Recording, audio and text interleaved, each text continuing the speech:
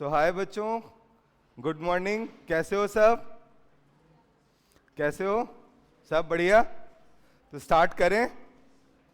आज की क्लास किस चीज पे है? क्या है टॉपिक हमारा? Electromagnetic waves. तो हमारा पूरा इलेक्ट्रोमैग्नेटिज्म जो चल रहा था, इसका ये लास्ट टॉपिक है। और you can say it is a bridge between the optics and electromagnetism. उन दोनों के बीच का क्या है? ये एक ब्रिज है। इससे एक क्वेश्चन हर साल आता ही आता है। ऐसा कोई ईयर होगा नहीं जिससे इससे सवाल नहीं पूछे जाएंगे। क्वेश्चन बहुत टफ होते नहीं है और ये बहुत छोटा सा टॉपिक भी है।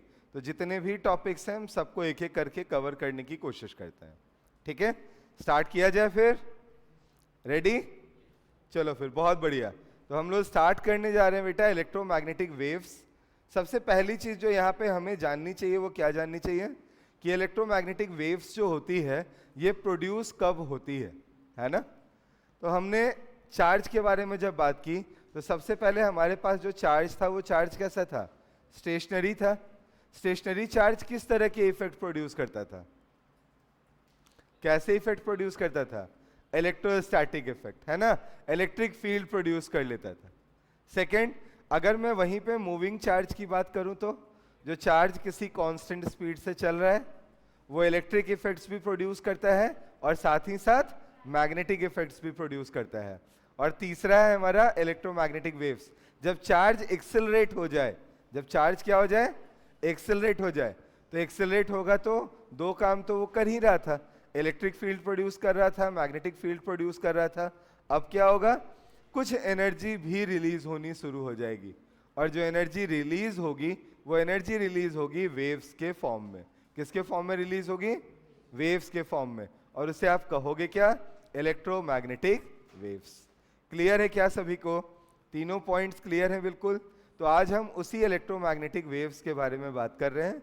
हमारे पास एक्सेलरेटेड चार्ज है, वो accelerated charge electric field magnetic field के साथ ही साथ कुछ एनर्जी भी इमिट कर रहा है। जो एनर्जी इमिट जो हो रही है वो फोटॉन्स के फॉर्म में हो रही है और उन्हें आप क्या कह रहे हो? इलेक्ट्रोमैग्नेटिक वेव्स कह रहे हो। आगे बढ़ते हैं यहाँ से। आज की क्लास में हम लोग पढ़ेंगे सबसे पहले डिस्प्लेसमेंट करंट, देन हम वहाँ से थोड़ा आगे बढ़ेंगे, मैक्सवेल के इक्वेशन के बारे में बात करेंगे, फिर मैं इलेक्ट्रोमैग्नेटिक वेव के इक्वेशन आपको एक्सप्लेन करूंगा। फोर्थ पार्ट में हम लोग एनर्जी डेंसिटी, मोमेंटम, इंटेंसिटी, इन सारे जो भी हमारे पैरामीटर्स हैं इन सब के बारे में हम बात करेंगे और हाउ टू कैलकुलेट देम, कैसे उन्हें हम कैलकुलेट कर सकते हैं, क्या उनसे हम इंटरप्रेट कर सकते हैं, इसके बारे में बात करेंगे। और फाइनली हम लोग इलेक्ट्रोमैग्नेटिक स्पेक्ट्रम पढ़ेंगे। इसके बारे में मैं आपको बहुत ज़्यादा कुछ बताने वाला नहीं हूँ। इस पे आपको एक स्पेक्ट्रम मैं दिखा दूंगा, उसकी वैल्यूज़, वहाँ पे जितनी भी वैल्यूज़ हैं वो आपको याद होनी चाहिए, रेंजेस एटलीस्ट याद होने चाहिए। और जो हमारे यहाँ पे मैं टोटल 7 टाइप के जो है ना इस स्पेक्ट्रम में 7 पार्ट्स करूँगा मैं और 7 अलग अलग तरह के वेव्स की बात करूँगा। उन सातों की नेचर आपको पता होनी चाहिए, उसका यूज़ आपको पता होना चाहिए। Because in NEET examination it was observed कि इससे डायरेक्ट क्वेश्चन आ जाते हैं जिनको आप इंफॉर्मेशन बेस्ड क्वेश्चन कह सकते हो। तो वो इंफॉर्मेशन आपके दिमाग में क्लियर होनी चाहिए। ठीक है, तो स्टार्ट कर रहे हैं। सबसे पहले हम लोग किससे? हम लोग स्टार्ट कर रहे हैं बेटा डिस्प्लेसमेंट करंट से। क्या होता है डिस्प्लेसमेंट करंट और कैसे इसकी बात हमारे सामने आई, इसके बारे में डिस्कशन करते हैं। ठीक है ना? तो हम बात कर रहे हैं डिस्प्लेसमेंट करंट की। कैसे आया इसका सिग्निफिकेंस, इसके बारे में पहले थोड़ा सा आपको आइडिया देता हूं मैं। ठीक है ना? हम सभी क्या एम्पियर सर्किटल लॉ जानते हैं? आप बताना बच्चों, क्या हम सभी एम्पियर सर्किटल लॉ जानते हैं? कुछ तो बोल दो। तो अगर हम एम्पियर सर्किटल लॉ जानते हैं तो वो हमें क्या कहता है? हमारा line integral B dot D L जो होगा, line integral of magnetic field, ये किसके बराबर होगा? ये हमारा mu not into I in के बराबर होगा। जहाँ पे ये जो आई इन है ये क्या रिप्रेजेंट कर रहा है कि हमने इस लूप के अंदर, जो लूप अभी हमने लाइन इंटीग्रल के केस में ली थी, उस लूप के अंदर हमने कितने करंट कैरिंग वायर्स रखे हैं, पढ़ रखे हैं ऑलरेडी एम्पियर सर्किटल लॉ को। इसके हेल्प से हुआ क्या, एक्सप्लेन जानते हो क्या किया गया? एक्सप्लेन किया गया कि मान लो एक कैपेसिटर है, इस कैपेसिटर को हमने कनेक्ट कर रखा है किसी सोर्स के थ्रू। अब अगर मैं इस सिचुएशन की बात करूं तो क्या इस कैपेसिटर के प्लेट के अंदर कहीं पे करंट है? इन दोनों प्लेट्स के बीच में कहीं करंट है क्या? नहीं है करंट। लेकिन जब आप यहाँ पे किसी मैग्नेटिक निडल को लेकर आते हो, यहीं पे आप एक मैग्नेटिक निडल को लेकर आए, तो मैग्नेटिक निडल क्या हो गया? मैग्नेटिक निडल हमारा जो है वो यहाँ पे डिफ्लेक्ट कर गया। अब मैग्नेटिक निडल जो है ये डिफ्लेक्ट कर रहा था, इससे क्या कंक्लूजन निकाला गया कि इन दोनों प्लेट्स के बीच में भी कहीं ना कहीं पे कुछ ना कुछ करंट है, क्योंकि करंट ही क्या प्रोड्यूस कर सकता है? मैग्नेटिक इफेक्ट प्रोड्यूस कर सकता है, जिसके कारण ये मैग्नेटिक निडल यहाँ से क्या हो रहा होगा? डिफ्लेक्ट हो रहा होगा, है ना? तो निडल इज डिफ्लेक्टेड। हम यहाँ पे ऐसा लिख सकते हैं कि निडल क्या हो रहा था? हमारा डिफ्लेक्ट हो रहा था। यहाँ से क्या कंक्लूजन निकला कि हमारा ये जो दोनों प्लेट्स है, इन दोनों प्लेट्स के बीच में भी किसी तरीके का कोई करंट तो फ्लो कर ही रहा होगा, जिस करंट के कारण हमें ये देखने को मिल रहा है। M I right? अब इस पे जो पॉइंट्स हमारे सामने रखे वो किस साइंटिस्ट ने रखे? किन्होंने रखे? मैक्सवेल ने रखे। दैट्स वाई इसको हम लोग क्या कहते हैं? मैक्सवेल्स एम्पियर सर्किटल लॉ के नाम से जानते हैं, या हम लोग मॉडिफाइड एम्पियर सर्किटल लॉ के नाम से जानते हैं। क्या ये दोनों पॉइंट्स आप सभी को क्लियर है? सभी को क्लियर है? कहीं पे कोई कंफ्यूजन किसी को नहीं? तो यहाँ पे हमारे जो साइंटिस्ट मैक्सवेल थे, उन्होंने बताया कि इस जगह पर अगर आपको यहाँ पे मैग्नेटिक फील्ड कैसे जनरेट हुआ है इसके बारे में जानना हो, तो आपको एक करंट डिफाइन करना पड़ेगा, जिस करंट को हम लोग डिस्प्लेसमेंट करंट का नाम देंगे। और ये तब प्रोड्यूस होगा जब हमारा किसी भी जगह पर टाइम वेरिंग इलेक्ट्रिक फ्लक्स है। मींस टाइम के साथ हमारा इलेक्ट्रिक फ्लक्स क्या हो रहा है? चेंज होता हुआ हमें दिखाई दे रहा है। और उन्होंने इसके लिए फॉर्मूला दिया। फॉर्मूला क्या दिया उन्होंने दिया कि हमारा जो आई डी होगा, आई D is nothing but displacement current. या शुरू से ही थोड़ी सी परेशानी आ रही है बोर्ड में, मैं एक बार रिफ्रेश करके देख लेता हूँ बेटा, है ना? बार बार परेशानी हो रही है।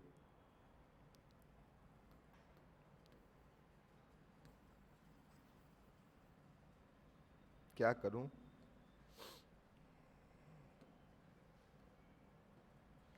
चलो एक बार ट्राई करके फिर से देखते हैं, ऐसे कोई आ जाएगा तो एक बार करेक्ट कराने की कोशिश करेंगे, ठीक है ना? कि ये बार बार मैं लिख रहा हूं और वो गायब हो जा रहा है, ठीक है? तो मैं यहाँ पे आपसे बात कर रहा था किसकी? डिस्प्लेसमेंट करंट की। हम इसे लिख रहे हैं I D. I D is nothing but displacement current. ये क्या है? हमारा डिस्प्लेसमेंट करंट है, और इसकी वैल्यू होती है हमारे पास epsilon naught into D phi E by D T. आप जब यहाँ पे D phi E by D T लिखते हो तो फाई ई क्या है आपका? This is basically electric flux. हम यहाँ पे किसकी बात कर रहे हैं? इलेक्ट्रिक फ्लक्स की बात कर रहे हैं। क्या इतनी बात आप सभी को क्लियर हो रही है बेटा? I D is equal to epsilon naught into D phi E by D T. हम इसे याद रख सकते हैं। और अगर हम इस आई डी की फॉर्मूले को यहाँ पे आगे चलकर यूज करें तो हम क्या करते हैं? ये एक्चुअल में क्या था? इसका कॉन्ट्राडिक्शन था।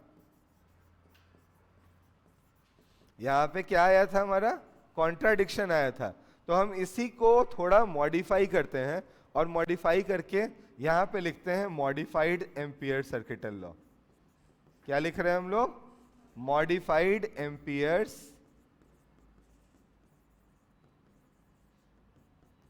Circuital law. और क्या लॉ बन जाता है हमारा? लॉ बनता है सिंपल वे में, बी डॉट डी एल वाला जो लेफ्ट हैंड साइड वाला पार्ट था, line integral of magnetic field, वो एज इट इज रहने वाला है, and it will be equal to mu naught multiplied by I C plus I D. यहां पे बेटा आई सी क्या रिप्रेजेंट करेगा? I C is representing the conduction current. ये किसको रिप्रेजेंट करता है? ये रिप्रेजेंट करता है कंडक्शन करंट को। और अगर मैं यहीं पे आई डी की बात करूं, ये किससे रिप्रेजेंट कर रहा है? It is representing displacement current. यहां पे हम इसे डिस्प्लेसमेंट करंट के नाम से जान रहे हैं।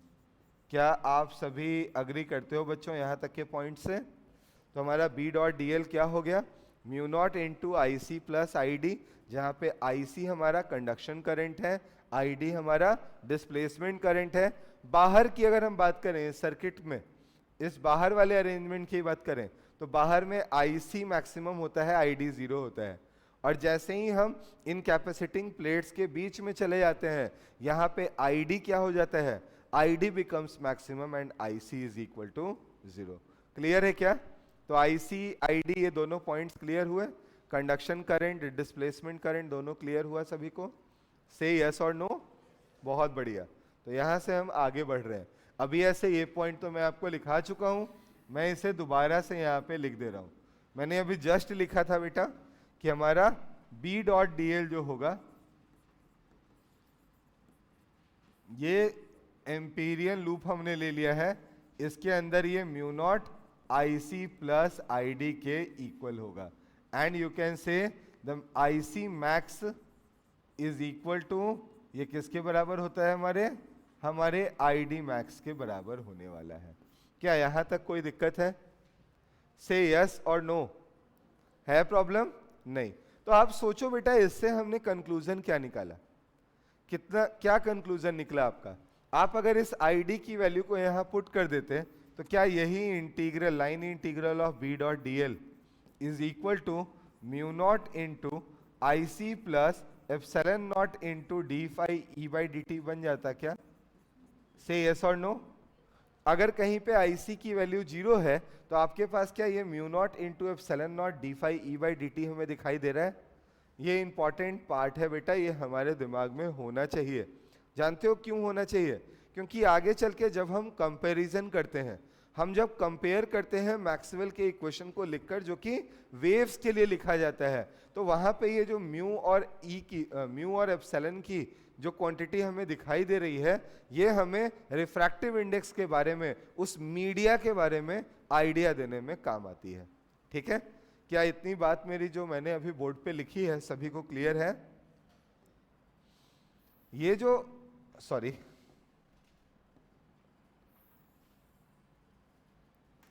अभी जो पॉइंट्स हमने सीखे या ये जो हमने फॉर्मूला सीखा, ये सारे के मतलब ये जो फॉर्मूला है, इस फॉर्मूले को हमने पिछले बहुत सारे दिए हुए इक्वेशंस के साथ इंक्लूड कर लिया।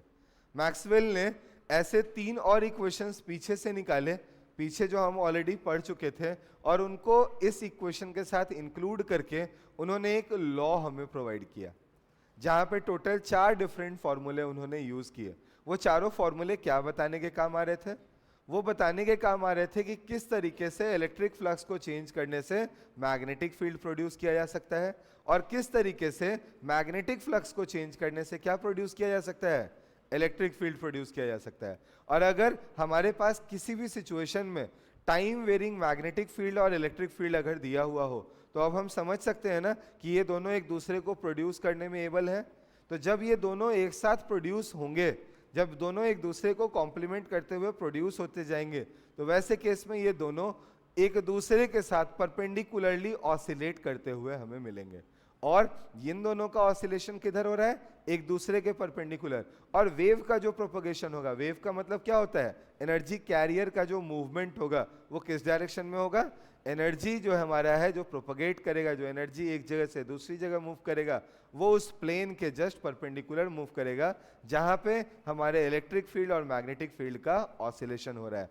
मतलब इलेक्ट्रिक फील्ड का ऑसिलेशन ये, मैग्नेटिक फील्ड का ऑसिलेशन ये, और वेव का प्रोपगेशन क्या है? आपकी तरफ। मैं आपकी तरफ बढ़ता जा रहा हूं, और यूं इस तरीके से ये जो दोनों फील्ड्स हैं हमारे, ये क्या कर रहे हैं? ऑसिलेट करते हुए चले जा रहे हैं। क्लियर है बिल्कुल? कहीं पे कोई कंफ्यूजन है क्या? अब ये जितनी बातें मैंने बोली है ना, इन्हीं को मैं मैथमेटिकली फॉर्मूले के फॉर्म में एक एक करके आपके सामने लिखता हुआ भी चला जाता हूँ। ठीक है? स्टार्ट कर रहे हैं बेटा। वहां जाने से पहले एक क्वेश्चन मैंने ले लिया था, उसको भी सॉल्व ही कर लेते हैं। अभी मैंने यहाँ जस्ट कुछ पॉइंट लिखा था ना, IC max is equal to, IC max is equal to, यही लिखा था, IC max is equal to ID max। ऐसा ही एक मिलता जुलता सा सवाल यहाँ पे है, जो कि अभी जितने कॉन्सेप्ट्स आपने पढ़े हैं उससे सॉल्व होने वाला है। तो एक बार देखो, ट्राई करके समझने की कोशिश करो ये क्वेश्चन कैसे बनेगा। थोड़ा सा देख लो एक बार।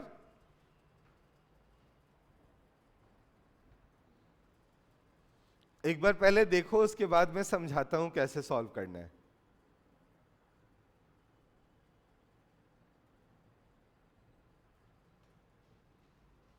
सबने एक बार देख लिया? हमें बेटा गिवन क्या क्या है? मैं अगर आपसे पूछूं कि इस सिचुएशन में हमें गिवन क्या क्या है, तो आप क्या बोलोगे?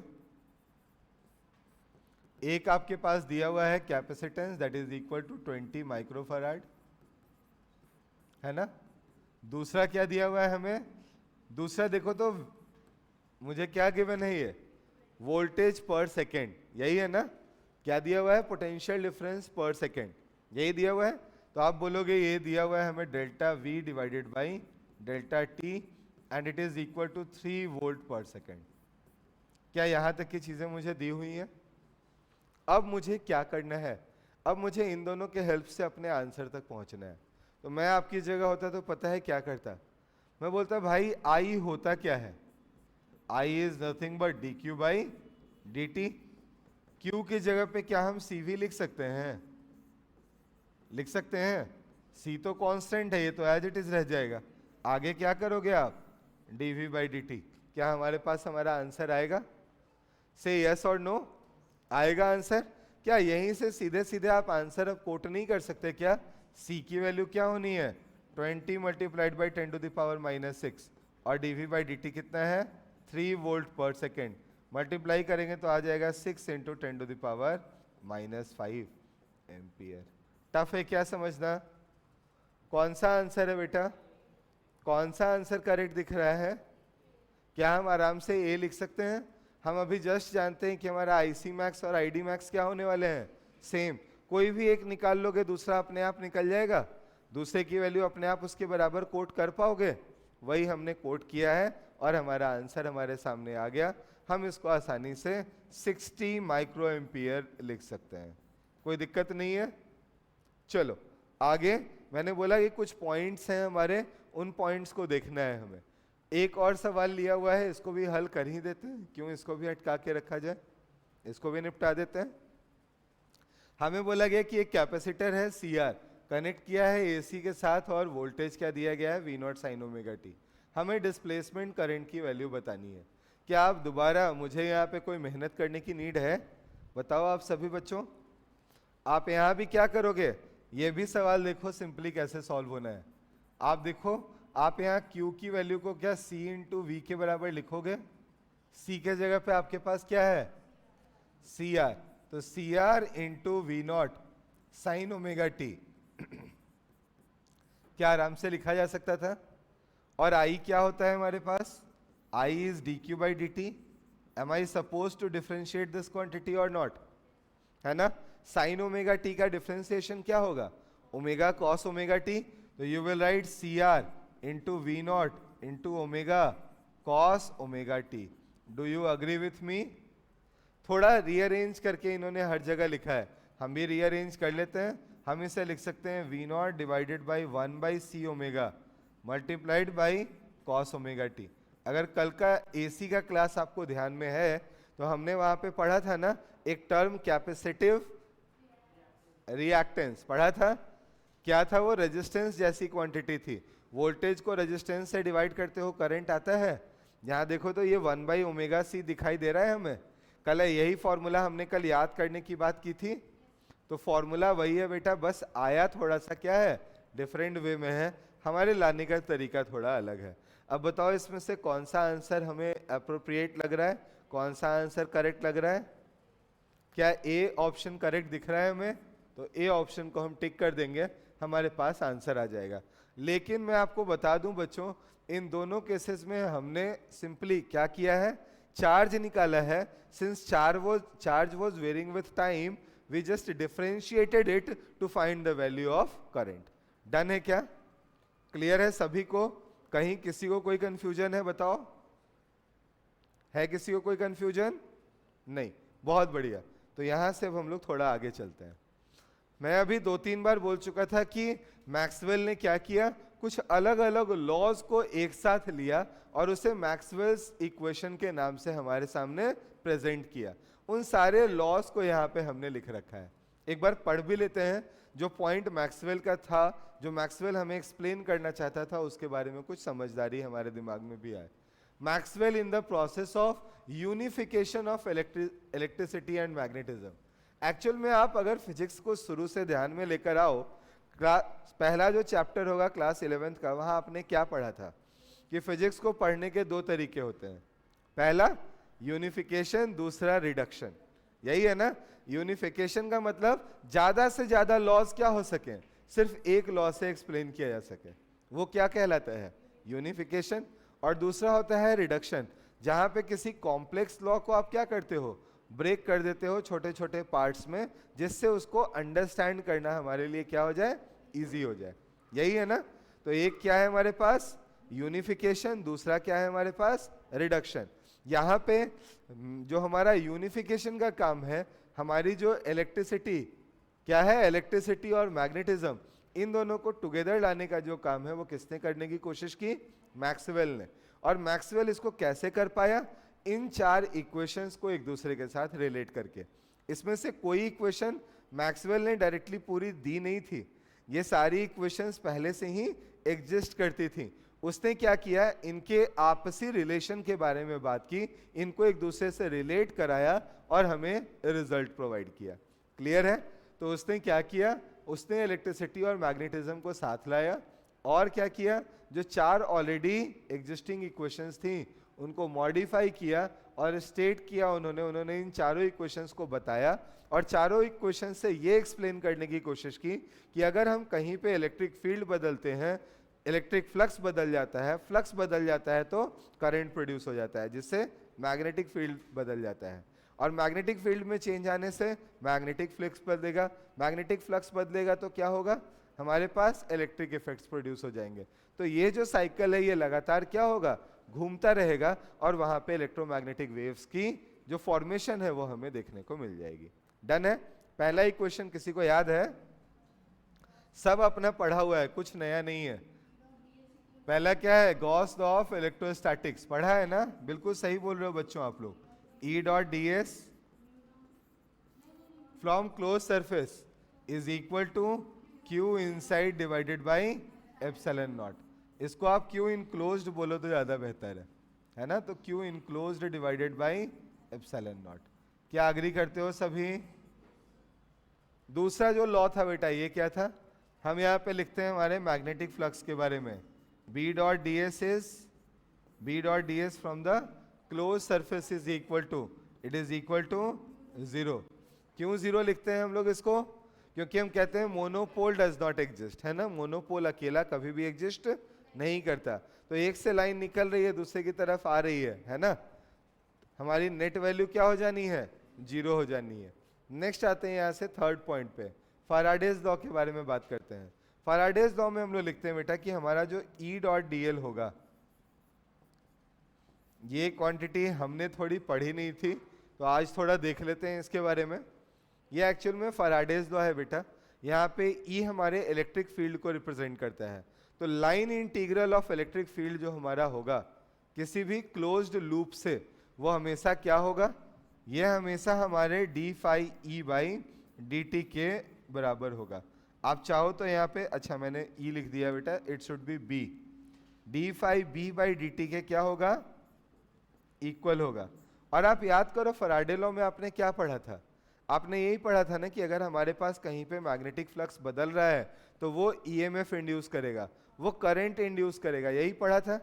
अगर हमारा मैग्नेटिक फील्ड टाइम वेरिंग हो, क्या हो, मैग्नेटिक फील्ड टाइम वेरिंग हो, तो क्या वैसे केस में ईडी करंट का फॉर्मेशन होता है, ये भी हमने पढ़ाई की है।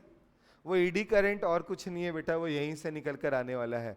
यहाँ पे हमारे पास इलेक्ट्रिक फील्ड प्रोड्यूस होता है जो कि इंड्यूस्ड इलेक्ट्रिक फील्ड है। ये कैसा इलेक्ट्रिक फील्ड है, ये हमारे पास इंड्यूस्ड इलेक्ट्रिक फील्ड है।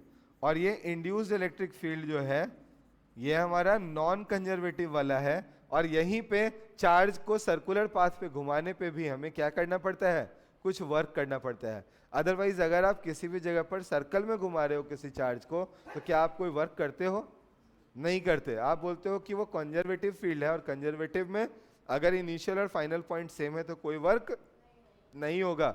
बट यहाँ पे क्या बताया गया हमें कि अगर हम मैग्नेटिक फ्लक्स कहीं से बदल रहे हैं, और वो भी क्यों बदल रहे हैं, हम वहाँ पे n बदल के, b बदल के, a बदल के नहीं कर रहे हैं। हम क्यों कर रहे हैं? क्योंकि वहाँ पे टाइम वेरिंग मैग्नेटिक फील्ड हमें दिया हुआ है। वैसे केस में हमें एक इलेक्ट्रिक फील्ड मिलेगा जिसको हम इस तरीके से कैलकुलेट कर सकते हैं। और फाइनली लास्ट आज ही पढ़ा है आपने, क्या था बेटा? B dot D L is equal to mu not into I C plus epsilon not into D phi E by D T. पढ़ा है क्या? तो ये चारों इक्वेशंस आपको दिए जा सकते हैं और आपसे ये पूछा जा सकता है कि बच्चों ये निकाल कर इसमें से बताओ कि इन चारों में से कौन सा, एक आध गलत कर देंगे थोड़ा बहुत, कौन सा गलत मैक्सवेल्स इक्वेशन को रिप्रेजेंट कर रहा है? निकाल पाओगे ना? कहीं कोई दिक्कत तो नहीं होगी? हाँ ना तो बोल दो। क्या हुआ बालक, कोई समस्या, दिक्कत है क्या इसमें? नहीं। आगे बढ़ते हैं इधर, यहां से आगे आते हैं बेटा। जो हमारा कॉन्सेप्ट है, इस कॉन्सेप्ट को सीखना शुरू करते हैं कि अगर हमारा चार्ज पार्टिकल क्या कर रहा है, एक्सेलरेटेड मोशन कर रहा है, तो एक्सेलरेटेड मोशन के केस में हमें क्या देखने को मिलने वाला है।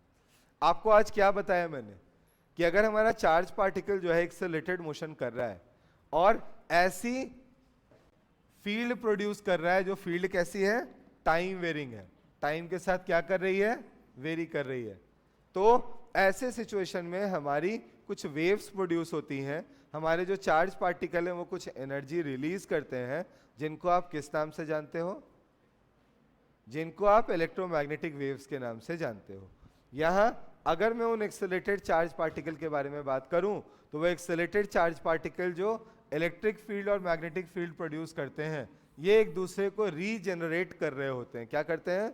एक दूसरे को रीजनरेट करते हैं। और जो हमारी इलेक्ट्रोमैग्नेटिक एनर्जी जो है, जो कि स्पेस में प्रोपगेट कर रही थी, वो इलेक्ट्रोमैग्नेटिक वेव्स के फॉर्म में प्रोपगेट करना स्टार्ट कर देती है। तो यहाँ इलेक्ट्रिक फील्ड, मैग्नेटिक फील्ड जो टाइम वेरिंग है, वो क्या कर रहे हैं, वो इलेक्ट्रिक फील्ड और मैग्नेटिक फील्ड ही प्रोड्यूस भी कर रहे हैं। और अगर ये दोनों फील्ड ये रीजनरेट करते जा रहे हैं, तो इस क्रम में कुछ एनर्जी रिलीज हो रही है, जिस एनर्जी को आप क्या कह रहे हो, इलेक्ट्रोमैग्नेटिक वेव्स के नाम से जान रहे हो। तो इतनी बात तो मुझे लगता है क्लियर हो गई होंगी। जल्दी बोलो बच्चों, कहीं पे कोई दिक्कत है क्या इसे समझने में? कोई कंफ्यूजन हो तो बताओ। हमने आज शुरुआत ही क्या की, स्टेशनरी चार्ज क्या करता है, हमारा मूविंग चार्ज क्या करता है, हमारी एक्सेलरेटेड चार्ज के साथ क्या होती है, तो ये तीनों बातें हम ऑलरेडी डिस्कस भी कर चुके हैं। तो हमारे लिए अभी यहाँ पे लिखा हुआ कोई पॉइंट जो है ऐसा नहीं है जो कि हमें समझ ना आए। ठीक है, मैं बढ़ाऊं आगे। यहां से आते हैं बेटा, transverse nature of electromagnetic waves के बारे में जानते हैं। इसके लिए मैं थोड़ा आपका समय लूंगा। मैं एक डायग्राम यहाँ पे ड्रॉ कर रहा हूं, इस डायग्राम को समझते हैं।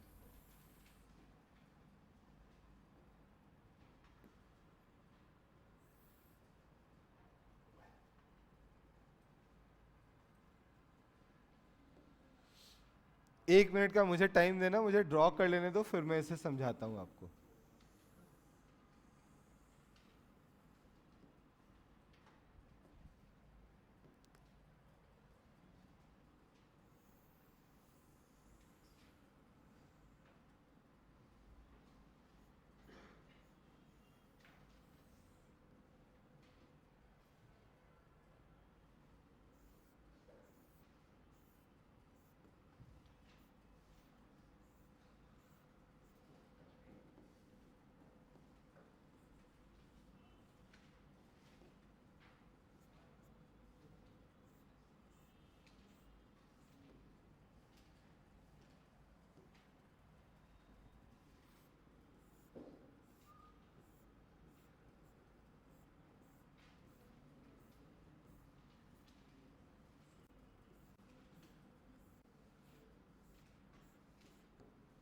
ठीक है, ये कुछ डायग्राम कुछ समझ में आ रहा है?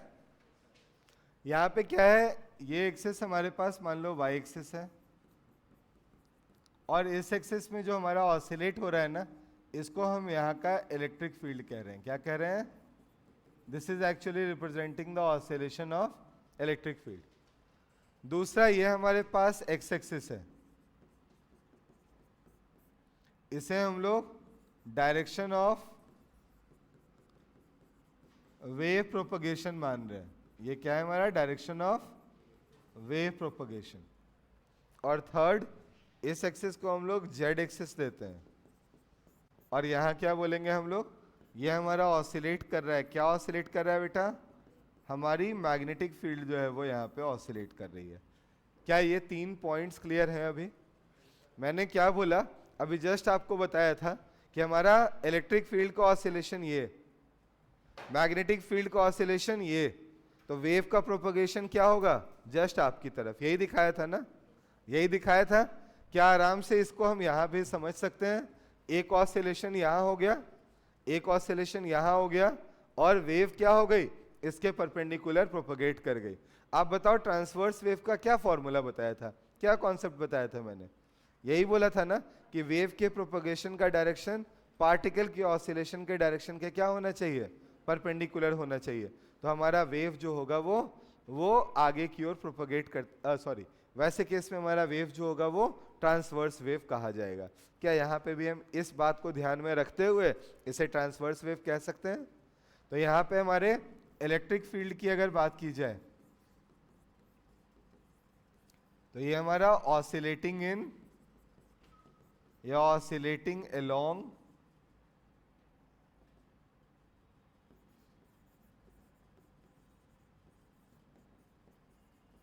वाई एक्सिस है। ऐसे ही अगर मैं मैग्नेटिक फील्ड की बात करूं तो मैग्नेटिक फील्ड क्या है हमारा, it is oscillating about Z axis है, और वेव का प्रोपगेशन किधर हो रहा है, एक्स एक्सिस के अलोंग हो रहा है। तो ये सिंपल सा कॉन्सेप्ट है बेटा, दिमाग में रखना, क्योंकि इसके ऊपर बहुत सारे न्यूमेरिकल्स पूछे जाते हैं। अभी और कॉन्सेप्ट मैं बता रहा हूँ, लेकिन इतना अगर आपको पता नहीं है तो हम आगे के कॉन्सेप्ट्स को समझने में बहुत बड़ी भूल कर सकते हैं। इसे ये दिमाग में बिल्कुल सेट रहने चाहिए। अब देखो, इससे मैं थोड़ा आपको आगे लेकर आता हूँ। यहाँ पे अगर नोट नहीं किया है तो मैं टाइम दूंगा बेटा वापस आने का, है ना। मैं आपको अब यहाँ से लेकर कहाँ चलने वाला हूँ, इक्वेशंस की तरफ, कि ये जो अभी मैंने आपके सामने पॉइंट मेंशन किया, इसको हम इक्वेशन के फॉर्म में कैसे कोट कर सकते हैं, इक्वेशन कैसे लिखा जा सकता है, और इक्वेशन अगर हमने लिख दिया तो उससे क्या क्या कंक्लूजन्स हम निकाल सकते हैं। ठीक है, तो आपके लिए सबसे इंपॉर्टेंट स्लाइड आने वाला है बेटा।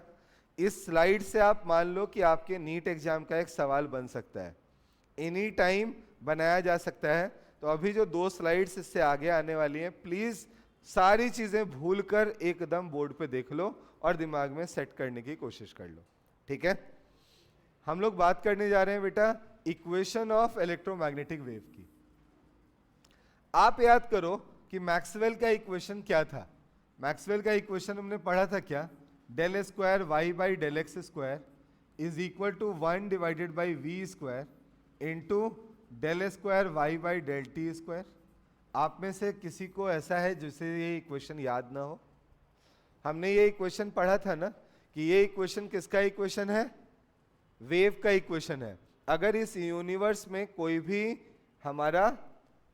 भी वेव है, उसे इस इक्वेशन को सेटिस्फाई करना जरूरी है, ये हमने पढ़ा था। अब अगर हम इसी को इस जगह पर यूज करना चाहें तो मैं यहां पे यूज कर सकता हूं, पहला इक्वेशन यहां लिख सकता हूं इलेक्ट्रिक फील्ड के टर्म्स में, और मैं लिखूंगा यहां पे del square E by del X square is equal to mu not into epsilon nought, और उसके आगे क्या लिखोगे, del square E by del T square. मैं ये बात कहाँ पे कर रहा हूँ बेटा, मैं बात कर रहा हूँ वैक्यूम की। अगर वैक्यूम के जगह पे यहाँ मीडियम होता तो हम क्या लिखते, ये जो हमें mu naught into epsilon not दिख रहा है, इसके जगह पे हम क्या लिखते हैं, म्यू इंटू एप्सिलॉन लिखते हैं। क्या लिखते हैं, म्यू इंटू एप्सिलॉन, क्योंकि म्यू नॉट क्या बताता है हमें, it is representing the permeability of free space. Epsilon क्या बताता है हमें, एप्सिलॉन नॉट एक्चुअली वो क्या बताता है, permittivity of a free space. अगर फ्री स्पेस के जगह पर मैं मीडियम डाल दूं तो क्या ये म्यू नॉट, म्यू और ये एप्सिलॉन नॉट एप्सिलॉन के टर्म्स में हमें दिखाई देगा, से यस और नो। तो इसीलिए मैंने यहाँ पे ब्रैकेट में क्या लिख दिया है, we are talking about vacuum. अगर वैक्यूम के जगह पे कोई मीडियम होता तो हमें उस मीडियम के पॉइंट को भी इनकॉर्पोरेट करना पड़ता। At the same time now I am going to the next part, जहां पे मैं बात कर रहा हूं मैग्नेटिक फील्ड की। मैग्नेटिक फील्ड के लिए करना क्या है, बस E के जगह पे क्या हो जाएगा, E के जगह पे आप क्या लिख दोगे बेटा, B लिख दोगे, और बाकी चीजें आपकी जो है वो एज इट इज यहीं पे रह जानी है। तो आपका मैक्सवेल का इक्वेशन और ये इक्वेशन देखो तो बिल्कुल एक दूसरे से रिजेंबल कर रहा है कि नहीं कर रहा है, कहीं कोई रिजेंबलेंस में कोई प्रॉब्लम है, दोनों रिजेंबल कर रहा है। तो हमारे जो इक्वेशंस होंगे ये दोनों इक्वेशंस कुछ इस तरीके से लिखे जाएंगे, और इसके हेल्प से हम कुछ कंक्लूजन्स निकाल सकते हैं, जिनमें से पहला कंक्लूजन क्या है, फर्स्ट कंक्लूजन क्या होगा यहाँ पे बेटा आपका, आप लिखोगे C is equal to 1 divided by root under mu not into epsilon nought. यहाँ पे C क्या है आपका, speed of light in vacuum, speed of light in vacuum. आप लिख सकते हो यहाँ पे speed of electromagnetic wave in vacuum. अब इसी को मीडियम में लिखना चाहूं तो, मीडियम में लिखना चाहूं तो मैं V लिखूंगा, V इज इक्वल टू हो जाएगा root under mu into epsilon. आप बताओ यहीं पे जो म्यू नॉट एप्सिलॉन नॉट था, इसके जगह मैं म्यू इंटू एप्सिलॉन लिख सकता था कि नहीं लिख सकता था, हाँ या ना। अगर मैं यहाँ मीडियम की बात करता तो ये म्यू इंटू एप्सिलॉन होता, तो 1/v² किसके बराबर होता, म्यू इंटू एप्सिलॉन के। तो वहां से v किसके बराबर हो जाता, 1/रूट अंडर म्यू इंटू एप्सिलॉन के। अग्री करते हो सभी। तो यहाँ पे अभी हमने क्या लिखा है, speed of light in medium, ये हमारे पास है स्पीड ऑफ लाइट, कहाँ है ये, इन मीडियम है। आगे की बात करते हैं, अभी यहीं रुक नहीं रहा मैं, आगे की बात करते हैं। यहाँ से एक टर्म डिफाइन होता है जिसे हम कहते हैं थर्ड पॉइंट, और ये बहुत इंपॉर्टेंट है, इसे हम कहते हैं रिफ्रैक्टिव इंडेक्स। क्या नाम देते हैं हम, रिफ्रैक्टिव इंडेक्स का। और इसे भी ऐसे तो हम म्यू से रिप्रेजेंट करते आए हैं, बट यहाँ इसको एन से रिप्रेजेंट कर लेते हैं, क्योंकि म्यू में कंफ्यूज हो जाएंगे ना हम, तो म्यू में ना करके हम किस में रिप्रेजेंट कर ले रहे हैं, एन में। आप बताओ बच्चों, क्या एन का फॉर्मूला आपने C/V पढ़ा है, पढ़ा है क्या, C/V सबने पढ़ा है ये फॉर्मूला। अगर मैं C और V के वैल्यूज को यहाँ पुट कर दूं तो क्या ये mu epsilon divided by mu nought into epsilon का रूट हो जाएगा। आप बताओ म्यू को क्या लिखोगे, mu not into mu R. Epsilon को क्या लिखोगे, epsilon not into epsilon R. Mu nought epsilon nought cancel out हो जाएंगे, and you will get the answer that is root under mu R into epsilon R. कोई दिक्कत है क्या। तो ये हमारे पास है relative, this one is relative. कोई हेल्प कर दो, मुझे याद नहीं है बेटा, भूल गया हूं मैं। क्या है ये, रिलेटिव परमिएबिलिटी। और ये क्या है बता दो, ये क्या है, रिलेटिव, ये है रिलेटिव परमिटिविटी। क्या ये दोनों बातें आप सभी को क्लियर हैं बच्चों, जल्दी बोलो, सबको क्लियर है। तो root under mu R into epsilon R से आप आराम से चाहो तो क्या निकाल सकते हो, आप रिफ्रैक्टिव इंडेक्स निकाल सकते हो। और रिफ्रैक्टिव इंडेक्स आ गया तो क्या स्पीड निकाल सकते हो। एक ऐसे ही ओरली हम लोग सॉल्व करते हैं क्वेश्चन को। मान लो म्यू आर मुझे 4 दिया हुआ है और एप्सिलॉन आर मुझे 9 गिवन है। म्यू आर 4 है, एप्सिलॉन आर क्या है, 9 है। मुझे बताना है कि वैसे मीडियम में स्पीड ऑफ लाइट क्या होनी है, ऐसे मीडियम में स्पीड ऑफ लाइट क्या होनी है। कितना बेटा, 200 क्या, 2 का कुछ,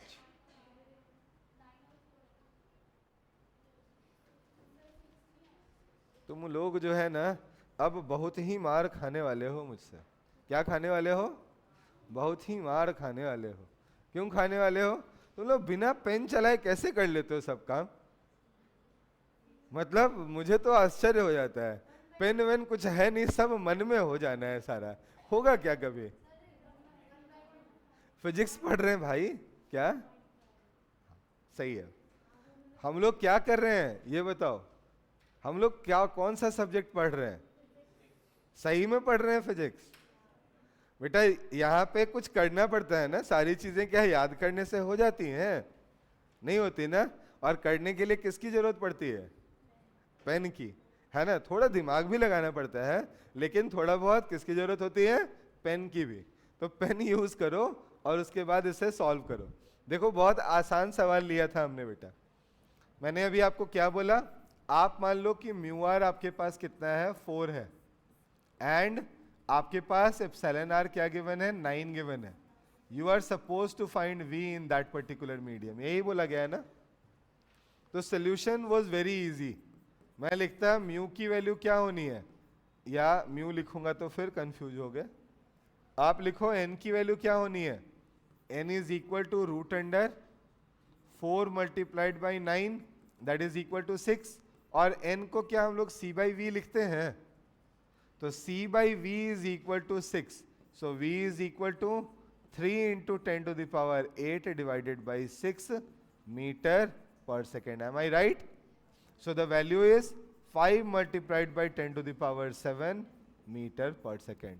So this will be considered as our correct answer. Done है क्या? पूरे प्रोसेस में कहीं पे कोई कॉम्प्लिकेशन, कोई गड़बड़ नहीं। तो बहुत इजी सा सवाल है बेटा, आराम से किया जा सकता है। थोड़ा प्लीज पेन यूज करो, और आप में जो रफ बना हुआ होता है ना, रफ नीचे रफ होता है ना, हमेशा ये आदत बनाओ। रफ थोड़ा छोटा रहता है जनरली, जैसा मैंने देखा है, बहुत छोटा होता है, ठीक है ना। तो कैसे करोगे? सबसे बड़ा फायदा ये होता है कि हिंदी इंग्लिश दोनों होता है, या सिर्फ इंग्लिश में होता है? बोला सिर्फ क्या बेटा? हिंदी नहीं आएगा, सिर्फ हाँ, जो बच्चे इंग्लिश में दे रहे हैं उनके लिए सिर्फ इंग्लिश ही होगा, अग्री करता हूँ। लेकिन फिर भी इतना स्पेस तो होता है ना नीचे, इतना सा, उसको 2-3 पार्ट में डिवाइड कर दो। क्या?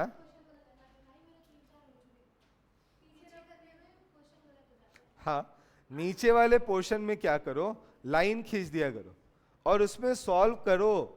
मैं रियली बता रहा हूँ, सॉल्व करो। नहीं सॉल्व करोगे ना तो बहुत बार ऐसा होगा, यहाँ पे जैसे अभी बालिका बता रही थी ना, 2 इंटू 10 टू द पावर 8 आ जाता है ऐसा। मैं गलत नहीं बोल रहा हूँ, हो जाता है ऐसा। इसके मन में क्या था मैं तुरंत समझ गया था कि ये डिवाइड करके मुझे बता रही है, लेकिन ये उल्टा बता रही थी। और ऐसा हम एग्जाम में भी कर जाते हैं, ठीक है। थोड़ा पेन यूज कर लेंगे, जहां जरूरत है कर लेंगे एक बार कैलकुलेशन, क्योंकि कैलकुलेशन में कब गलती करते हैं हम, तुम सोच के देखो कब गलती होती है हमसे? जब हम हड़बड़ी में होते हैं। हड़बड़ में तो ऐसे ही गलती कर देते हैं, कोई 1.25 और 1.75 को भी नहीं समझ पाता है। समझ पाता है? कभी कभी होता है भाई 2 इंटू 4 करना है, बट कर क्या रहे हैं, 2 प्लस 4 कर रहे हैं और 6 लिख रहे हैं, और कॉन्फिडेंटली लिख रहे हैं, क्योंकि हमारे दिमाग में चल रहा है 2 प्लस 4, और हम करने क्या जा रहे हैं, 2 इंटू 4। समझ रहे हो ना क्या?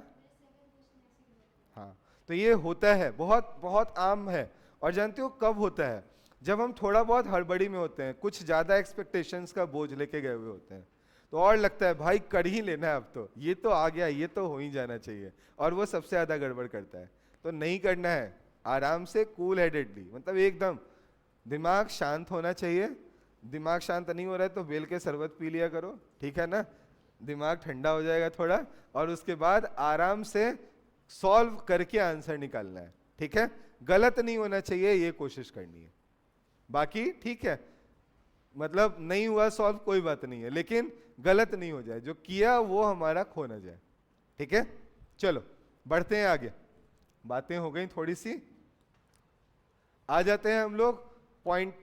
ऐसे मैं थोड़ा सा एक पॉइंट और यहाँ पे ऐड करा दूं आपको। यहां से मैं आपको थोड़ा इक्वेशन के बारे में बताता हूं बेटा। हमने अभी जो लिखा it was differential equation, but अगर कोई डिफरेंशियल इक्वेशन है, बचपन से पढ़ते आए x plus Y is equal to 5, so there must be some value of x and y, होता है ना भाई। इक्वेशन है तो सोल्यूशन होगा ना, x y की वैल्यू कुछ ना कुछ तो आएगी ना। X square plus 4x plus 2 is equal to something, तो x की वैल्यू कुछ होती है ना वहां पे। यहाँ भी अगर कोई डिफरेंशियल इक्वेशन दिया गया है तो इसका कोई ना कोई सोल्यूशन होगा। यहाँ जो सोल्यूशन है उसके बारे में हम बात करते हैं। तो यहाँ हम लोग सबसे पहले लिखेंगे बेटा कि अगर हमारे पास 3 अलग अलग डायरेक्शंस दिए हुए हैं, किसी ने मुझे मान लो ये डायरेक्शन दिया है, क्या डायरेक्शन है ये, एक्स एक्सिस, ये दिया है, ये हमारे पास क्या है, वाई एक्सिस, और ये हमारे पास हमारा जेड एक्सिस है। और हमें बोला गया कि वेव का प्रोपगेशन हमारे एक्स एक्सिस के अलोंग हो रहा है। ये क्या है हमारा डायरेक्शन ऑफ, ये हमारा डायरेक्शन ऑफ वेव प्रोपगेशन। मान लो कि ऐसा मुझे दिया गया है, ठीक है ना, ऐसा क्या किया हमने, दे दिया है। तो अब क्या करोगे, अब यहाँ पे इक्वेशंस लिखने की जरूरत पड़ेगी, इलेक्ट्रिक फील्ड की, मैग्नेटिक फील्ड की, और वहां पे डायरेक्शन को भी ध्यान रखना होगा। तो यहाँ डायरेक्शन को ध्यान रखते हुए जो हम इक्वेशन लिखते हैं वो कैसे लिखते हैं। I am writing the first equation of electric field. मैं मान रहा हूं कि इलेक्ट्रिक फील्ड किस एक्सेस में प्रोपगेट कर रहा है, ऑसिलेट कर रहा है एक्चुअली वाई एक्सेस में। तो मैं लिखूंगा E Y E not sine omega T minus K X. अभी मैं एक एक पॉइंट तक आऊंगा, तो आप घबराना नहीं, अगर थोड़ा भी कहीं पे समझना है तो एकदम नहीं घबराना है। दूसरे पॉइंट पे आते हैं।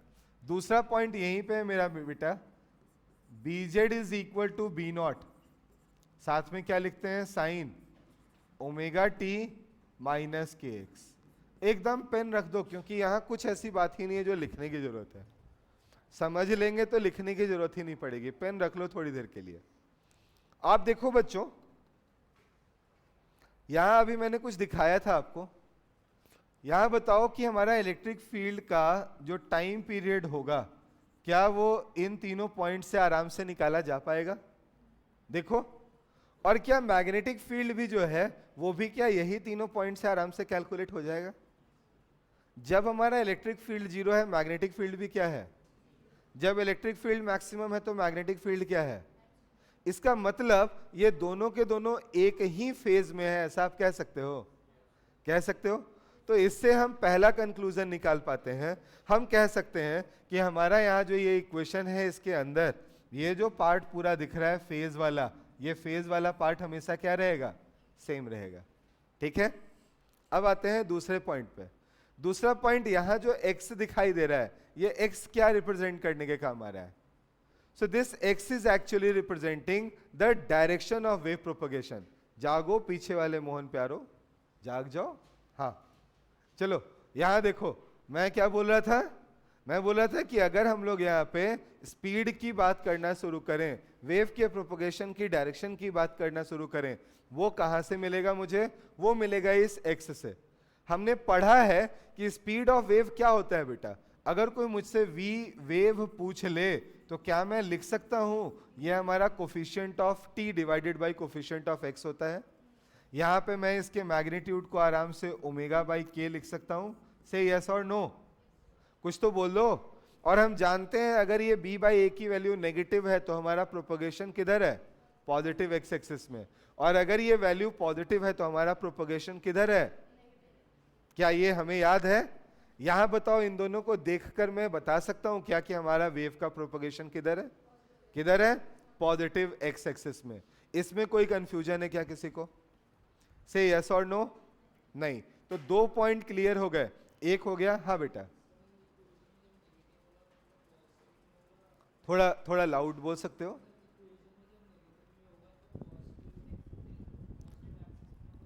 एग्जैक्टली हमने पढ़ा यह है बेटा कि हमारा coefficient of t divided by coefficient of x, अगर ये ग्रेटर देन 0 है तो हमारा प्रोपगेशन जो होगा वो माइनस x एक्सिस में होगा, और यहां पे आप क्या बोलोगे, प्लस x एक्सिस में होगा, ठीक है ना। तो ये छोटी सी बात है, हमें ये क्या करनी पड़ेगी, याद रखनी पड़ेगी, ठीक है। क्लियर है ये। मैं यहाँ सिर्फ और सिर्फ अभी क्या लिख रहा था बेटा, सिर्फ और सिर्फ मैं तो मैग्नीट्यूड लिख रहा था, बट डायरेक्शन के लिए क्या करना होगा, मुझे इस फंडामेंटल कॉन्सेप्ट को फॉलो करना पड़ेगा। क्या ये भी क्लियर है सभी को। यहाँ पे हमारा ई नॉट जो है वो इलेक्ट्रिक फील्ड के एम्पलीट्यूड को बताने के काम आ रहा है, और बी नॉट किसके काम आएगा, मैग्नेटिक फील्ड के। यहाँ एक और फॉर्मूला है बेटा, अगर मैं यहाँ पे v की वैल्यू को लिखना चाहता हूँ तो मैं उसे E naught divided by B naught से भी रिप्रेजेंट कर सकता हूँ। किससे रिप्रेजेंट कर सकता हूँ, ई नॉट बाई बी नॉट से। अगर यहाँ पे कोई मीडियम नहीं है, वैक्यूम है, तो ये v जो है ये c बन जाएगा। लेकिन अगर वैक्यूम नहीं है, कोई मीडियम है, तो वैसे केस में ये v क्या रहेगा, उस मीडियम में लाइट की वेलोसिटी रहेगी। क्या ये बात भी आपके दिमाग में चली जा रही है? सही, यस और नो? तो अब देखो कितने सारी बातें हो गई, मिक्स नहीं करना है बस हमें। हमारे पास यहाँ पे मैग्नेटिक फील्ड का ऑसिलेशन जेड एक्सिस में, इलेक्ट्रिक फील्ड का ऑसिलेशन वाई एक्सिस में, वेव का प्रोपगेशन एक्स एक्सिस में। स्पीड निकालना हो तो ओमेगा बाई के भी formula, E nought by B nought भी फॉर्मूला, दोनों में से जो यूज करना है यूज कर सकते हैं। और अगर मैं इस ओमेगा को यहाँ पे 2 पाई इंटू एफ लिखूं और इस के को 2 पाई बाई लैम्डा लिखूं, तो हमारे पास एक और फॉर्मूला आ जाता है जिसे आप क्या कहते हो, एफ इंटू लैम्डा। क्या ये भी लिखा जा सकता है आराम से? तो ये कुछ फॉर्मूले हैं जो हमारे दिमाग में बिल्कुल सेट रहने चाहिए। इसके ऊपर बेस्ड क्वेश्चंस हमारे सामने आ सकते हैं और हम अब आराम से उन्हें सॉल्व कर सकते हैं, ऐसा मुझे लगता है। क्लियर है क्या यहाँ तक? से यस और नो बेटा सभी को? मैं यहाँ से थोड़ा आपको आगे बढ़ाता हूँ, थोड़ा सा मैं आपको आगे लेकर चलता हूँ। हाँ लिख लो, कोई दिक्कत नहीं बेटा, प्लीज लिख लो जल्दी से।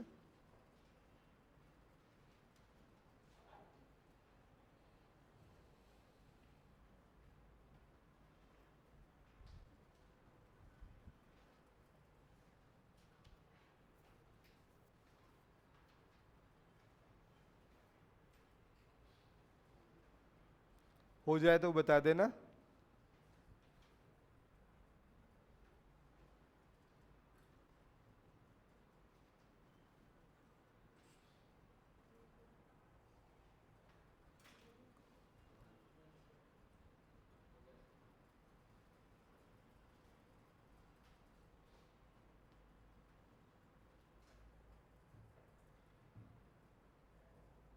बढ़ाऊं? चलो तो यहां से आते हैं बेटा, हम लोग अब बात करना शुरू करते हैं किसकी, पॉइंटिंग वेक्टर की। ठीक है, डायरेक्शन ऑफ इलेक्ट्रोमैग्नेटिक वेव के प्रोपगेशन की, और जिसे आप किससे रिप्रेजेंट कर पाते हो, पॉइंटिंग वेक्टर से।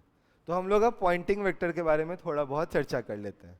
अभी जो मैं यहाँ पे लिख चुका हूँ, जो बोर्ड पे लिखा हुआ है, it is already known to all of you कि इलेक्ट्रिक फील्ड मैग्नेटिक फील्ड एक दूसरे के परपेंडिकुलर ऑसिलेट कर रही है, वेव उस पूरे प्लेन के परपेंडिकुलर मूव कर रही है जहां पे इलेक्ट्रिक फील्ड और मैग्नेटिक फील्ड प्रोपगेट जो हमारी ऑसिलेट कर रही थी, है ना।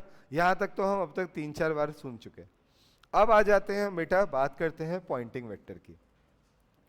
Poynting vector is represented by S and this S is equal to E cross B divided by mu nought. अब ये है क्या और इससे क्या क्या मिला, इन दोनों को डिस्कस करते हैं। ये है क्या और दूसरा इससे मिलने क्या जा रहा है। ठीक है, देखो पॉइंटिंग वेक्टर में ये जो एस है ना, एस को हम लोग यहां पे इंटेंसिटी कहते हैं। क्या कह देते हैं हम लोग, इंटेंसिटी। इंटेंसिटी का मतलब क्या हो गया, energy per unit area per unit time. कोई दिक्कत है क्या, कह सकते हो आराम से। अब सोच के देखो बेटा, अगर मैं नीचे एक लेंथ से मल्टीप्लाई कर दूं तो ऊपर भी एक लेंथ मल्टीप्लाई करना पड़ेगा। नीचे लेंथ मल्टीप्लाई करूंगा तो एरिया इंटू लेंथ क्या बन जाएगा, वॉल्यूम बन जाएगा। क्या means energy per unit volume हो जाएगा। और साथ में देखो तो लेंथ बाई टाइम को क्या आप क्या लिख सकते हो, स्पीड लिख सकते हो क्या, तो वो आपके सामने सी के फॉर्म में निकल कर आ जाएगी ना, कोई दिक्कत तो नहीं है इसमें। अब देखो यहाँ पे बाकी जो ई क्रॉस बी है या हमारा जो नीचे में म्यू नॉट आया है, ये और क्या सिग्निफिकेंस हमें दे सकता है, इसके बारे में स्टडी करते हैं। अगर मुझसे कोई सिंपली यहाँ पे ये बोलता है कि ये एनर्जी डेंसिटी मल्टीप्लाइड बाई सी है, तो कोई कंफ्यूजन तो था नहीं हमें। हम यहाँ से अभी जस्ट निकाल ही चुके थे कि ये है क्या हमारी, ये है energy density multiplied by speed. अभी जस्ट निकाल चुके थे ना आप, बोलो, अभी जस्ट हमने बात की थी इसकी। अब अगर मैं इसको यहाँ यूज करूं तो हम सभी जानते हैं हमारा जो यू ई होता है, इसको हम लोग आराम से half into epsilon not into E naught square से रिप्रेजेंट कर लेते हैं। अगर मैं इसकी मैक्सिमम वैल्यू की बात कर रहा हूं तो ऐसा ही लिखते हो। और जो मैक्सिमम वैल्यू है उसको हम टोटल जैसा कंसीडर कर ही सकते हैं, मानेंगे दूसरा जीरो रहा होगा वहां। आप सोच के देखो, यहाँ पे थोड़ा सोच के देखना। अभी हमने जस्ट क्या सीखा था कि हमारा जो c है, this c is nothing but 1/√μ0 into epsilon naught, यही है ना। मैं यहां से अगर इस E और एप्सिलॉन के बारे में बात करने की सोचूं, तो मैं इस C को यहां से आराम से E/B भी लिख सकता था। बोलो, क्या ये भी लिखा हुआ बात है? ये भी आराम से लिखा जा सकता है। इन दोनों कन्वर्जन्स को मैं यहां यूज कर रहा हूं। मैं एक यहाँ पे जो है ना, इस E को यहां से हटाना चाहता हूं, तो E के जगह पे क्या BC यूज हो जाएगा? मैं यहीं पे चेंज करके इसे क्या लिखता, half into epsilon not into, अच्छा नहीं एप्सिलॉन तो हट गया ना, E के जगह पे क्या डाल दिया हमने, E0 into B0 multiplied by C। क्या ऐसा लिखने में कोई दिक्कत है? से यस और नो। कुछ गड़बड़ किया है क्या? कुछ गड़बड़ किया है ना? हाँ बेटा, सही तो है, क्या दिक्कत है? सही तो लिखा है, क्या दिक्कत है? C हमारे पास क्या है, E/B है, तो E की वैल्यू क्या BC होगी। एक E को यहां से हटा के BC लिख दिया, एक E को एज इट इज छोड़ दिया, एप्सिलॉन नॉट को एज इट इज छोड़ दिया। अब C क्या था हमारे पास? ये था हमारे पास √μ0 इंटू एप्सिलॉन नॉट, यही था ना। एक एप्सिलॉन नॉट तो गायब कर सकते हैं ना हम, हाँ या ना? एक एप्सिलॉन नॉट को गायब कर सकते हैं कि नहीं? या और मुझे क्या करना है बेटा, हमारा फॉर्मेट क्या है, E/B और नीचे में क्या दिख रहा है, मुझे μ0 दिख रहा है। E/B तो यहाँ पे आ गया, मैं इन दोनों को हटाकर μ0 लिख दूं तो भी हमारा काम हो जाएगा ना, हाँ या ना? कुछ तो बोलो, हो जाएगा। आप यहां से कन्वर्ट करने की कोशिश करो बेटा। यहां से अगर मुझे μ0 को लिखना है तो μ0 होता क्या, μ0 ऊपर जाता और ये क्वांटिटीज नीचे आती, और मैं इसको लिखता है epsilon naught multiplied by μ0 square. क्या अग्री, C स्क्वायर। अग्री करते हो बेटा? जल्दी बोलो, अग्री करते हो? अग्री करते हो, बहुत बढ़िया। तो यहां से क्या मैं एप्सिलॉन नॉट इंटू C को μ0 इंटू C लिख सकता था? इस पूरे को देखो, इसको क्या मैं आराम से μ0 into C is equal to 1/एप्सिलॉन नॉट इंटू C लिख सकता हूं, हाँ या ना? यहाँ एप्सिलॉन नॉट इंटू C दिखा हुआ दिखाई दे रहा है मुझे। मैं इसको अगर थोड़ा कन्वर्ट करूं तो क्या बन जाएगा, ये half multiplied by E0 into B0 divided by ये जो पूरी क्वांटिटी हमारे पास है, इसकी जगह पर ये डिनोमिनेटर में आ जाएगी और ये बन जाएगा एप्सिलॉन नॉट इंटू C। ये तो एनर्जी डेंसिटी है ना, और एनर्जी डेंसिटी जब स्पीड से मल्टीप्लाई होता है, जब C से मल्टीप्लाई होता है, देखो μ0 लिखना था मैंने, C0 लिख दिया। अगर मैं इस एनर्जी डेंसिटी को C से मल्टीप्लाई कर दूं तो क्या ये E0 B0 बाई C के बराबर निकल कर आने, μ0 के बराबर निकल कर आने वाला है। मैं थोड़ा लगता है आपको उलझा चुका हूं, मैं थोड़ा सुलझाता हूं। उलझन से ज्यादा अच्छा थोड़ा सा मैं इसे सुलझाता हूं।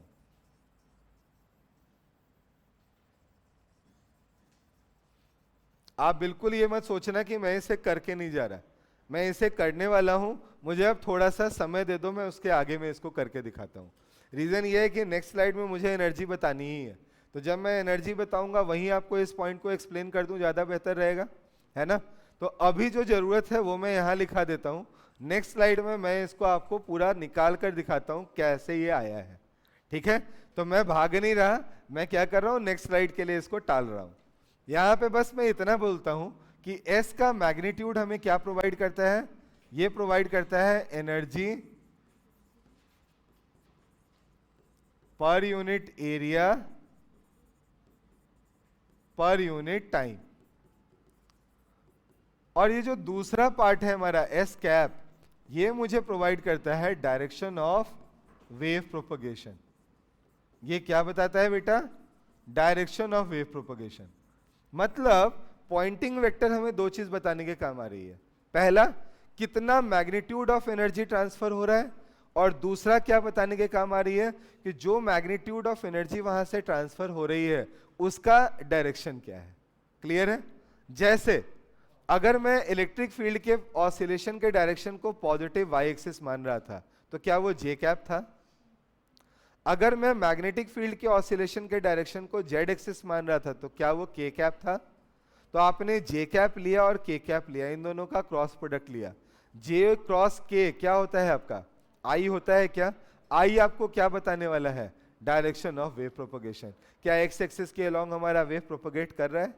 अब यहाँ पे मैं कोई भी चेंज करता हूँ, पॉजिटिव एक्स की जगह नेगेटिव एक्स, पॉजिटिव वाई की जगह नेगेटिव वाई, या कोई चेंज करता हूँ, क्या वेक्टर मुझे अपने आप आंसर प्रोवाइड कर देगा? मैं बोल सकता हूँ कि हमारा जो एस कैप होगा ये हमारा ई कैप क्रॉस बी कैप के इक्वल होगा। से यस और नो कह सकते हो? तो आपको जब कभी भी कंफ्यूजन आए आप पॉइंटिंग वेक्टर को यूज कर लेना। पॉइंटिंग वेक्टर क्या है आपका?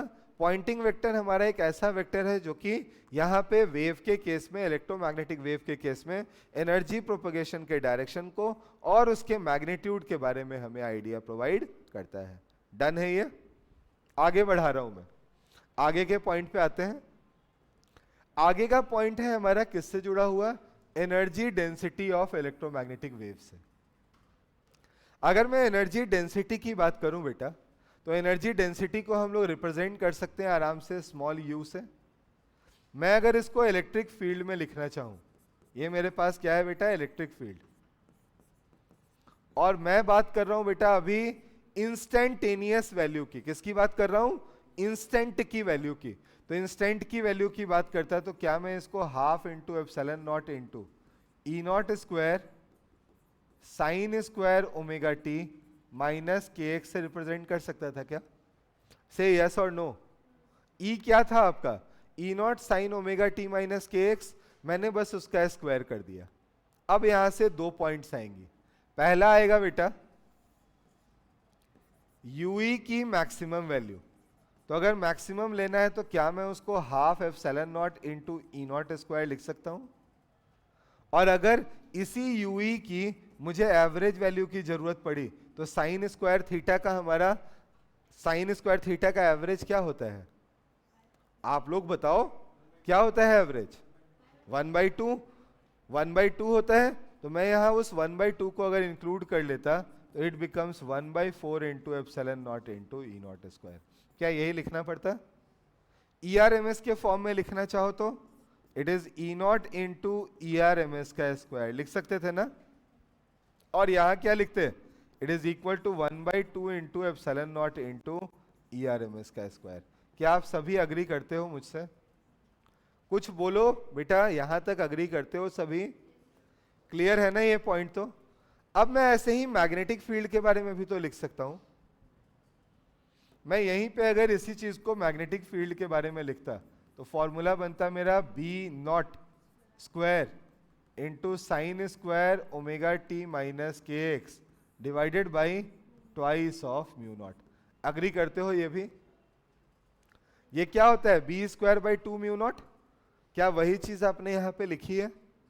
मीन्स यहां से भी अगर मैं इसकी मैक्सिमम वैल्यू लिखना चाहता यू बी, तो U B is equal to B naught square divided by 2 mu naught and U B का integration is equal to 1/4 into B naught square divided by mu naught. क्या ये भी agree करते हो आप? बेटा आप नहीं बोलोगे तो मुझे नहीं समझ आएगा। आप बताओ इन दोनों बातों में कोई दिक्कत है आपको? कहीं पे कोई परेशानी है? नहीं। तो अगर यहां तक हमें समझ आ गया है, मैं इसको आराम से BRMS के फॉर्म में भी अगर कन्वर्ट कर पा रहा हूं तो आगे का काम अब मेरे लिए आसान है। जानते हो क्यों आसान है? इसलिए आसान है कि हम ऐसा मानकर चलते हैं कि अगर वेव का प्रोपगेशन हो रहा है तो एनर्जी इलेक्ट्रिक फील्ड और मैग्नेटिक फील्ड में इक्वली डिस्ट्रीब्यूटेड है। क्या है बेटा? इक्वली डिस्ट्रीब्यूटेड है। और अगर इक्वली डिस्ट्रीब्यूटेड है तो मुझे अगर टोटल एनर्जी लिखने की जरूरत पड़ गई तो टोटल एनर्जी मेरी इस UE प्लस UB के बराबर होने वाली है। क्या ये भी क्लियर है? से यस और नो। तो मैं अगर यहां पे भी मुझे स्मॉल u लिखना चाहिए था, स्मॉल u टोटल की बात करनी चाहिए थी, मैं इन दोनों को जोड़कर लिख सकता था। तीन वैल्यूज आ गई ना इसकी। पहली वैल्यू कौन सी आई? इंस्टेंटेनियस। इंस्टेंटेनियस वाली लिखते तो लिखता मैं half into epsilon not into E naught square multiplied by sine square omega T minus K X plus B naught square sine square omega T minus K X divided by twice of mu naught. और अगर बराबर है तो इसको double करके या इसको double करके भी आप लिख सकते हो ना, कुछ तो बोलो। अगर मैं इसकी मैक्सिमम वैल्यू की बात करता हूं, इसकी मैं मैक्सिमम वैल्यू की बात करता हूं, तो मैक्सिमम कितना होता है? इस मैक्सिमम का और इस मैक्सिमम का सम होता, या इसका आप डबल कह सकते थे क्या? इसका डबल कह सकते थे क्या? या उसका डबल कह सकते थे क्या? तो दोनों में से किसी का भी अगर आप डबल करते तो आपके पास आंसर क्या आता बेटा? You can say it is equal to epsilon naught into E naught square, और you can say it is B naught square divided by mu naught. ये भी अग्री करते हो? और तीसरा, अगर मैं इसी की एवरेज वैल्यू की बात करता, तो एवरेज वैल्यू के लिए क्या ये फॉर्मूला हम यूज करते? यहाँ वाला फॉर्मूला यूज करते क्या? तो ये बन जाता मेरे पास half into epsilon not into E naught square, और आप चाहो तो इसको लिख सकते थे B naught square divided by 2 mu naught. इनमें से कोई भी आंसर आपके सामने जब कभी भी आता है, क्या हम आराम से हंसते खेलते हुए लिख सकते हैं? बोलो। एक बार मैंने क्या बोला आपको? इंस्टेंटेनियस वैल्यू क्या होगी। दूसरी बार मैंने क्या बोला आपको? कि इसकी मैक्सिमम वैल्यू क्या होगी। और थर्ड टाइम मैंने उसी की एवरेज वैल्यू बताई। जब दोनों को जोड़ देंगे टोटल आएगा ना। और अगर दोनों हमेशा इक्वली एनर्जी को डिस्ट्रीब्यूट करता है, तो आप जब टोटल लिख रहे हो तो आपका यूई का जो टोटल है उसका डबल या यूबी का डबल कर देने पे क्या टोटल वैल्यू आ जाएगी आपके सामने? क्या यही काम हमने यहाँ पे किया है? अब मैं अपने फॉर्मूले पे आपको लेकर आता हूँ। हमने अभी जो फॉर्मूला पढ़ा था पॉइंटिंग वेक्टर का, उस पॉइंटिंग वेक्टर के फॉर्मूले पे आते हैं। हमने क्या पढ़ा था बेटा? एस हमारे पास क्या होता है? E cross B divided by mu naught के बराबर, ऐसा ही होता है ना। मैं सिर्फ डायमेंशन की बात करके आपको बताने की कोशिश करता हूं। आप सोच के देखो बेटा, यहां पे अगर मैं इसकी मैक्सिमम वैल्यू को लिख रहा होता तो क्या मैं इसको ई नॉट और इसको भी बी नॉट बना सकता था? से यस और नो। आप देखो यहाँ पे बेटा हमने क्या किया, अभी कहाँ गया, सॉरी, देखो यहाँ पे अभी आपने क्या किया? क्या इसको epsilon naught into E naught square या B naught square divided by mu not से एक्सप्रेस किया था क्या? यही एक्सप्रेशन था ना। मैं यही एक्सप्रेशन यूज करता हूँ। मैं लिखता हूँ कि हमारे पास जो हमारा u होता है ये क्या होता है? ये होता है हमारे पास E naught square divided by epsilon naught multiplied by E naught square के बराबर। लिख सकते हो? आप बताओ बच्चों, मुझे दोबारा बोलना, आप ही बोलना, c की वैल्यू क्या E naught divided by B naught के बराबर होती है? तो यहां से अगर मैं सिर्फ एक ई नॉट को रिप्लेस करूं तो क्या ये एप्सिलॉन नॉट इंटू एक ई नॉट बचा ही हुआ है, दूसरे की जगह पर c इंटू बी नॉट बन जाएगा क्या? अब देखो न्यूमरेटर में e और b आपको चाहिए था, ई बी मिल गया ना। डिनोमिनेटर में एप्सिलॉन चाहिए, हमारे पास ये एप्सिलॉन नॉट और c नहीं चाहिए ना, हमें नहीं चाहिए ना, मुझे हटाना है इसको, तो मैं इसकी वैल्यू निकालता हूं। हम जानते हैं हमारे पास c जो होता है ये होता है 1/रूट mu not into epsilon naught. Square करते तो बन जाता है c square is equal to 1/म्यू नॉट इंटू एप्सिलॉन। तो मैं यहां से क्या एप्सिलॉन नॉट इंटू सी को 1/म्यू नॉट इंटू सी लिख सकता हूं। अब बताओ ये जो फॉर्मूला था आपका यहां चेंज करोगे, आप लिखोगे E not into B naught divided by mu not into C. लिख सकते हो क्या? लिख सकते हो अब बताओ क्या यही फॉर्मूला नहीं लिखा हुआ है यहाँ पे? ये तो अभी आपने S लिखा है ना, ये तो इंटेंसिटी थी ना। इंटेंसिटी क्या U इंटू सी के बराबर थी? U इंटू सी था? नहीं था। आप नहीं बोलोगे तो मुझे नहीं समझ आएगा बेटा। मैंने अभी जस्ट लिखकर दिखाया था, ये था आपके पास energy per unit area per unit time, यही था ना। मैंने ऊपर लेंथ मल्टीप्लाई की, नीचे लेंथ मल्टीप्लाई की, ये क्या पूरा का पूरा एनर्जी डेंसिटी बन गया? ओ सॉरी, ये क्या पूरा का पूरा एनर्जी डेंसिटी बन गया? और L/T/c नहीं बन गया क्या? तो मैं इस S को क्या आराम से U इंटू सी नहीं लिख सकता हूं? तो U तो आपको लिखा हुआ दिख रहा है ये, और उसके साथ साथ क्या है एक C भी यहाँ पे हमें दिखाई दे रहा है। अगर मैं इस C को यहाँ से ऊपर लेकर चला हूं, ये U था हमारा, U मल्टीप्लाइड बाई C कर दूं तो क्या अपने आप ये E not into B naught divided by mu naught नहीं होना है? होना है या नहीं होना है? और क्या यही चीज आपने यहाँ पे लिख रखी है? से यस और नो। तो हम लोग ये जो पॉइंटिंग वेक्टर लिख रहे हैं बेटा, ये कोई नई चीज नहीं लिख रहे हैं। ये क्या लिख रहे हैं कि हमारी एनर्जी कितनी प्रोपगेट कर रही है per unit area per unit time, और उसे हम कैसे निकाल रहे हैं? हम simple u multiplied by C करके निकाल रहे हैं, जो कि mathematically E cross B divided by mu not से भी निकाली जा सकती है। डन है सभी को? कहीं किसी को कोई कंफ्यूजन नहीं? बोलो बेटा।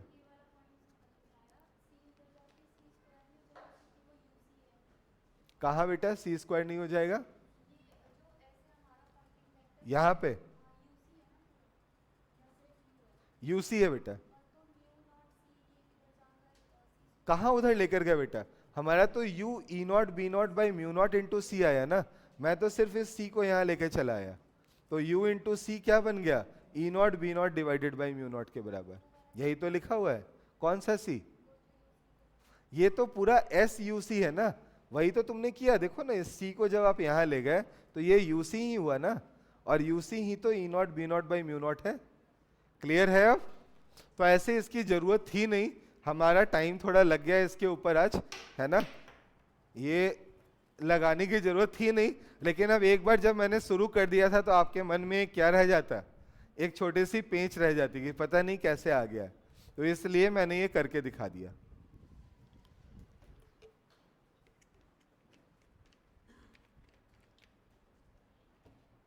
आगे बढ़ते हैं बच्चों, आगे आते हैं। हम लोग अब बात करते हैं किसकी? इंटेंसिटी की। तो मैं अब वेव के बारे में दो तीन चीजें डिस्कस कर रहा हूं। एक एनर्जी अभी निकालकर आपको दिखाई दी, दूसरा पॉइंट हम डिस्कस करने जा रहे हैं इंटेंसिटी की, और तीसरा पॉइंट हम लोग डिस्कस करेंगे यहाँ पे जिससे हम लोग बोलेंगे मोमेंटम। ठीक है ना? तो ये तीन पॉइंट्स हम लोग यहाँ पे डिस्कस कर रहे हैं। सबसे पहले मैं स्टार्ट कर रहा हूँ बेटा फर्स्ट से, जिसे इंटेंसिटी बोलेंगे। अभी इंटेंसिटी की जस्ट हमने थोड़ी देर पहले बात की थी कि ये होता क्या है? ये होता है हमारा energy per unit area per unit time, यही होता है ना।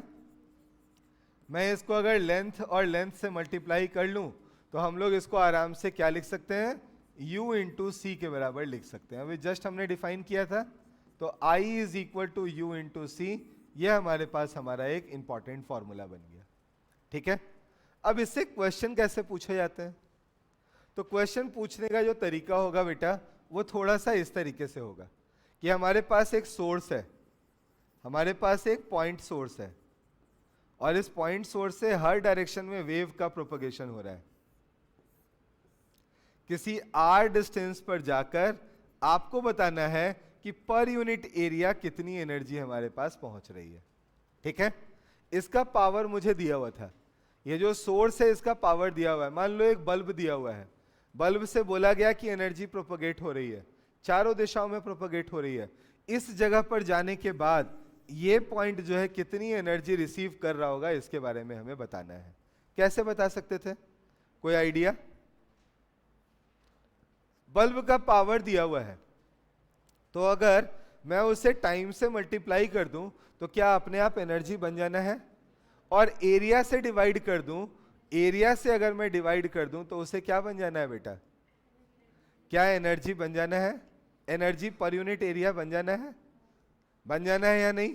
तो हम यहां बोल रहे हैं कि यहां से मान लो, अज्यूम कर लेते हैं हम लोग कि हमारा P पावर का सोर्स जो है यहां रखा हुआ था। पावर इसका क्या था? P था, ये यहां पे रखा हुआ था। इसका रेडियस जो है ये R के बराबर दे दिया गया। तो मुझसे अगर कोई इंटेंसिटी पूछता तो मैं इंटेंसिटी लिखता P divided by 4 pi multiplied by R square, और हमारे पास क्या हो जाता? हमारा आंसर आ जाता। पता है क्यों? क्योंकि इंटेंसिटी क्या है? Energy per unit area per unit time. Energy ऊपर लिखा हुआ है, नीचे देखो तो P को क्या आप E बाई टी लिख सकते हो? तो एनर्जी पर यूनिट टाइम हो गया, और एरिया ऑलरेडी आपके पास है, हमारे पास हमारा आंसर निकल के चला आएगा। ठीक है? तो जो आपने सोलर कांस्टेंट पढ़ा था, याद आ रहा है कुछ सोलर कांस्टेंट? सन से निकलने वाली एनर्जी हमारा प्लैनेट अर्थ जो है वो कितना रिसीव करता है, आपको निकालना है। क्या ऐसा ही कुछ तरीका हम वहां भी यूज करते थे? कि एनर्जी कहीं से निकली और निकली तो उसका हर डायरेक्शन में वो तो प्रोपगेट कर गई, हर डायरेक्शन में गई, तो एक पर्टिकुलर स्मॉल एरिया में 1 मीटर स्क्वायर एरिया में कितनी एनर्जी पहुंची होगी, इसको निकालने के लिए हम लोग उसी पावर को किससे डिवाइड कर देते हैं, एरिया से डिवाइड कर देते हैं, हमारे पास हमारा आंसर निकल के चला आता है। आगे बढ़ाता हूं, इसके ऊपर एक छोटा सा देखो, जो मैं अभी आपको कहानी सुना रहा था, इसके ऊपर एक क्वेश्चन भी है, आपके सामने दिखाई दे रहा है, आप लोग बता दोगे तो मुझे भी थोड़ा सा सेटिस्फैक्शन मिलेगा, ठीक है ना। पढ़ के देखते हैं। Light with an average flux of 20 watt per centimetre square falls on a non-reflecting surface at normal incidence having surface area 20 centimeter square, है ना। The energy received by the surface during the time span of 1 minute is, आपको क्या करना है, आपको बताना है कि वो सरफेस जो है वो कितनी एनर्जी रिसीव कर रहा है। तो मैं जानते हो आपकी जगह होता तो कैसे सॉल्व करता, मैं बोलता भाई ये एरिया है, इसके ऊपर क्या आया, लाइट आई, यही हुआ ना। नॉन रिफ्लेक्टिंग का मतलब क्या हुआ कि ये रिफ्लेक्ट नहीं कर रही, अगर ये रिफ्लेक्टिंग होता तो रिफ्लेक्ट भी करती ना एनर्जी को। अब मुझे पता है कि ये पर unit area per unit time कितनी एनर्जी आ रही है, ये क्या दिया हुआ है एक तरीके से, intensity. I is equal to 20 watt per centimetre square, it is given to us. Second, क्या मुझे एरिया भी दिया हुआ है, बोलेंगे हाँ सर एरिया भी दिया हुआ है, area is what, it is equal to 20 centimetre square. और सबसे खास बात पता है आपको, टाइम भी दे दिया है, क्या दे दिया है, टाइम भी दे दिया है, 1 minute that is equal to 60 second, ये भी गिवन है। तो हम जानते हैं I is equal to E divided by A multiplied by T होता है। तो यहां से मैं E की वैल्यू को क्या लिखता, I multiplied by A into T. I भी पता, A भी पता, T भी पता, मल्टीप्लाई करके आंसर नहीं निकाल लोगे, कुछ 2.4 के जो भी मल्टीपल में होगा आ जाएगा। कौन सा आंसर दिख रहा है मुझे, B। हम लोग B आराम से टिक कर सकते हैं। अगर किसी को कोई कंफ्यूजन हो तो एक कंफ्यूजन दूर भी कर लेना, जब मैं यहाँ पे 20 और 60 की बात कर रहा हूँ, है ना, यहाँ पे ये पर सेंटीमीटर स्क्वायर है और ये सेंटीमीटर स्क्वायर है, ये डायरेक्ट मल्टीप्लाई हो सकता है, किसी यूनिट कन्वर्जन की जरूरत नहीं है। तो ये दोनों मल्टीप्लाई होगा तो 400 आ जाएगा, और 460 से मल्टीप्लाई होके क्या होगा बेटा, क्या 24,000 आएगा, वही मुझे यहाँ पे आंसर के फॉर्म में दिख रहा है। टफ था क्या, हमें अगर ये बेसिक डेफिनेशन पता है तो कोई दिक्कत होनी थी क्या इसमें, नहीं होनी थी। आगे बढ़ते हैं, आगे आते हैं बेटा, बात करते हैं हम लोग किसकी, मोमेंटम की। बहुत इंपॉर्टेंट पार्ट है ये भी, ध्यान से सुनना, मजा आएगा, ये भी सॉल्व हो जाएगा तो अच्छा लगेगा आपको। आप बताओ अगर मैं एनर्जी की बात करूं किसी भी फोटोन की, तो क्या वो hc बाई लैम्डा होती है। अगर मैं h बाई लैम्डा को लिखूं तो क्या p हमारा h बाई लैम्डा कहा जा सकता है। तो ये अगर h बाई लैम्डा है तो क्या इसको आप e बाई सी नहीं लिख सकते हो, से यस और नो। ये हमारे पास क्या है, हमारा ये हमारा लीनियर मोमेंटम। E क्या है हमारे पास, ये है हमारी एनर्जी, और ये हो गया हमारा स्पीड ऑफ लाइट।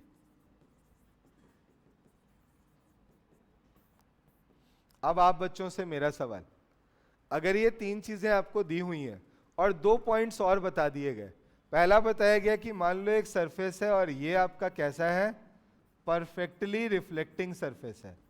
कैसा है बेटा, परफेक्टली रिफ्लेक्टिंग सरफेस है।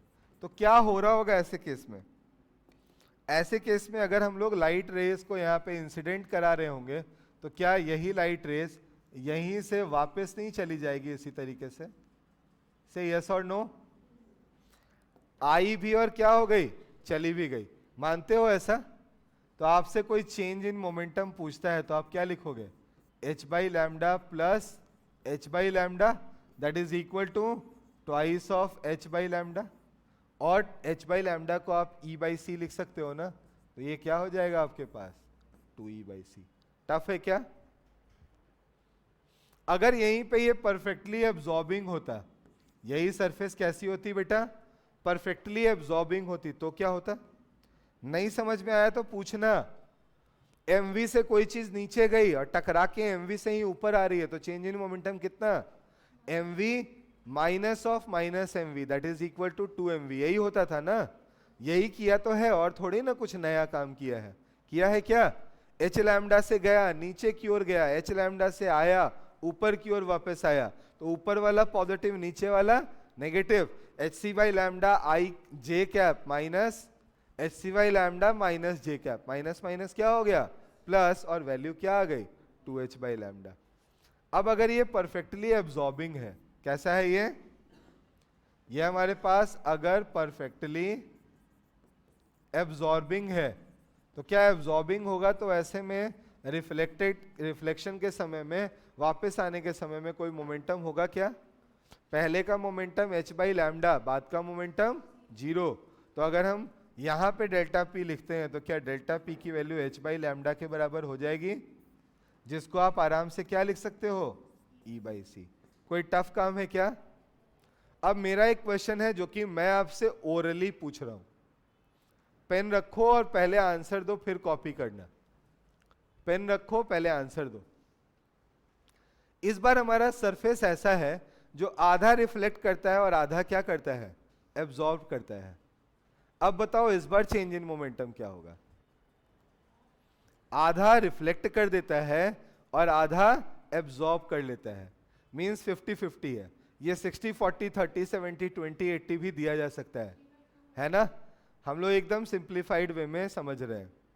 इसका आंसर बिल्कुल सही है, 3/2 h by lambda is the correct answer. You know how, दो पार्ट में डिवाइड कर लो ना भाई, आधा आधा ही हो रहा है ना, तो h/2 लैम्डा कैसे हुआ, रिफ्लेक्ट होने वाला है, परफेक्टली रिफ्लेक्टिंग है, तो उसके लिए क्या डबल चेंज इन मोमेंटम आएगा, तो 2 into half of h lambda, यही लिखोगे h बाई लैम्डा, यही लिखोगे ना, 2 कैंसिल हो गया, आंसर क्या आया h बाई लैम्डा।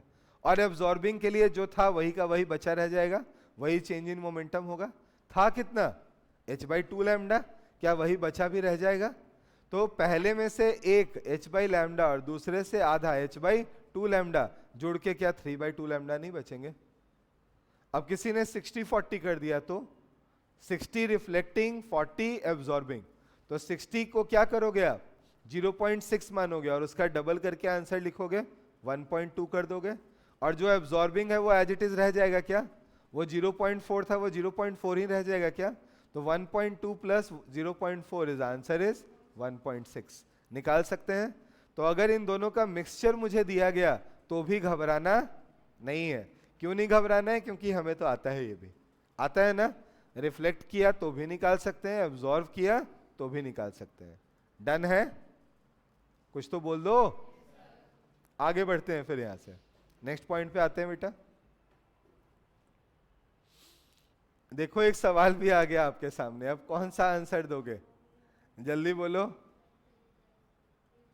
कब पूछा गया था ये, अच्छा ये भी 2015 में आया हुआ है, बहुत बढ़िया। तो हमारे पास क्या है, E जो है वो फॉल कर रहा है, परफेक्टली रिफ्लेक्टिंग सरफेस है, तो अभी जस्ट आपको निकाल के दिखाया था ना, परफेक्टली रिफ्लेक्टिंग होगा तो क्या होगा 2E/c, so 2E/c is the correct answer. अब आते हैं बेटा नेक्स्ट पार्ट पे, जहां पे हम लोग इलेक्ट्रोमैग्नेटिक स्पेक्ट्रम के बारे में बात करते हैं। अब यहाँ पे बहुत ज्यादा डेप्थ में जाने की नीड नहीं है, लेकिन ये जो चार्ट आपके सामने दिख रहा है ये याद होना चाहिए, और याद करने के लिए कुछ पॉइंट्स मैं आपसे डिस्कस कर रहा हूं, वो ध्यान से सुन लेना। सबको बेटा विजुअल रेंज तो पता होता है, कहां से कहां तक होता है, 4000 से लेकर 7000 एंगस्ट्रॉम तक। 4000 किसके लिए है बेटा, वायलेट के लिए, और 7000 किसके लिए है, रेड के लिए। सही बोल रहा हूं, नाम क्या देते हो, विबग्योर। आर से बड़ा इंफ्रारेड, आर से बड़ा इंफ्रारेड, वायलेट से छोटा अल्ट्रा वायलेट। क्या यहां तक क्लियर हो गया, ये हो गया अल्ट्रा वायलेट, ये क्या हो गया इंफ्रारेड, और ये क्या था विजिबल। अब जो इससे पहले वाली है, इससे पहले की दो ही तरह की रेज होती हैं। आप समझो प्रैक्टिकली हम लोग सबसे ज्यादा एनर्जी वाली कौन सी वेव्स यूज करते हैं, एक्सरे। इसीलिए तो उसका यूज क्या करते हो, पूरा बॉडी को वो क्या करता है, पेनिट्रेट करते हुए निकल जाता है, और आपको क्या दिखाई देता है, आराम से बोन्स के बारे में जो भी आप एनालाइज करना चाहो आप उसका पिक्चर उसके हेल्प से निकाल पाते हो। तो एक्सरेज इतनी ज्यादा पेनिट्रेटिंग पावर वाली है, इतनी ज्यादा एनर्जी वाली है। ज्यादा एनर्जी मतलब कम वेवलेंथ, है ना? तो यूवी से क्या होगा, इसका वेवलेंथ थोड़ा कम होगा। क्या ये बात क्लियर है? और सबसे ज्यादा एनर्जी वाली क्या पढ़ते हो आप? जब हम लोग न्यूक्लियर फिजिक्स पढ़ते हैं वहां पे हम गामा रेडिएशंस की बात करते हैं ना? सबसे ज्यादा एनर्जी क्या उसके साथ एसोसिएटेड होती होगी? जिसके साथ ज्यादा एनर्जी एसोसिएटेड है वो उतना ही कम वेवलेंथ वाला होगा। क्या? तो पहला क्या हो गया आपका, गामा रे। तो स्टार्ट कर दोगे किससे? गामा, फिर एक्स, फिर ultraviolet, then visible, then infrared. इधर आगे की बात करते हैं। इधर बेटा ये जो आपको दो दिया हुआ है ना, टेलीविजन, माइक्रोवेव और उसके बाद ये जो एफएम एएम दिया हुआ है, इसके बारे में भी थोड़ा सा सुनते हैं। माइक्रोवेव को आप याद रखना इंफ्रारेड से थोड़ा खतरनाक। पहले क्या करते थे हम लोग, बल्ब जला के ओटीजी कुछ बनाते थे ना, कुकिंग वुकिंग के लिए, फूड गर्म करने के लिए यूज करते थे। आज उसी को आप किसके लिए यूज करते हो? पूरी कुकिंग के लिए यूज कर पाते हो। कैसे कर पाते हो? वैसा ही कुछ हीटिंग इफेक्ट वहां से भी प्रोड्यूस होता होगा। और हीटिंग इफेक्ट प्रोड्यूस करने वाला कौन सा वेव है? माइक्रोवेव, जिससे हम लोग घर में माइक्रोवेव का भी यूज कर लेते हैं कुकिंग करने के लिए। देन आगे आते हैं, हमारे पास एफएम और एएम है। एएम और एफएम जो है ऐसे कम्युनिकेशन सिस्टम में बहुत प्रॉपरली पढ़ाया भी जाता है। एफएम का मतलब होता है फ्रीक्वेंसी का मॉड्यूलेशन होना, और एएम का मतलब होता है एम्पलीट्यूड का मॉड्यूलेशन होना। बट उससे हमें यहाँ पे कोई बहुत ज्यादा लेना देना नहीं है। आप बस इन दोनों को कंबाइंड वे में किस नाम से याद रख लेना, आप इन्हें कंबाइंड वे में रेडियो वेव के नाम से याद रख लेना। लिख सकते हो ना? से यस और नो। लास्ट वाला भी क्या है आपके पास? रेडियो वेव ही है। थोड़ा सा और इसको क्या कर दिया है इन्होंने, लॉन्ग रेडियो वेव बना दिया है। तो आपको सीरीज ऐसे याद रखना है, गामा, गामा के पास सबसे ज्यादा एनर्जी, सबसे ज्यादा पेनिट्रेटिंग पावर। दूसरा हो गया एक्सरे, एक्सरे को उससे कम। थर्ड हो गया हमारे पास यूवी रेज, देन हो गया विजिबल रेंज, उसके बाद आ गया इंफ्रारेड, इंफ्रारेड के बाद माइक्रोवेव, और माइक्रोवेव के बाद रेडियो वेव। याद रख सकते हो? जैसे जैसे आपने यहाँ पे वेवलेंस की बात की, मैंने अभी वेवलेंस के टर्म्स में बोला, इसका जस्ट रिवर्स क्या फ्रीक्वेंसी के टर्म्स में हो जाता? जहां पे वेवलेंथ सबसे कम वहां फ्रीक्वेंसी सबसे ज्यादा। सही बोल रहा हूं?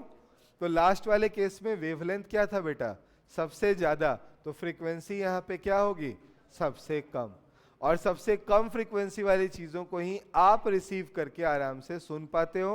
आप आराम से, कल मैं थोड़ा बहुत आपसे ट्यूनिंग की बात कर रहा था कि एल और सी में क्या होता है, जो आपका रेडियो होता है उसमें जो ट्यूनिंग वाला जो चैनल वाला जो दिया हुआ होता है उसको आप घुमा के क्या करते हो, एल और सी की वैल्यू को बदलते हो, जिससे आने वाली सिग्नल्स को वो रिसीव कर सके जो फ्रीक्वेंसी उससे जस्ट मैच कर रही होगी, है ना?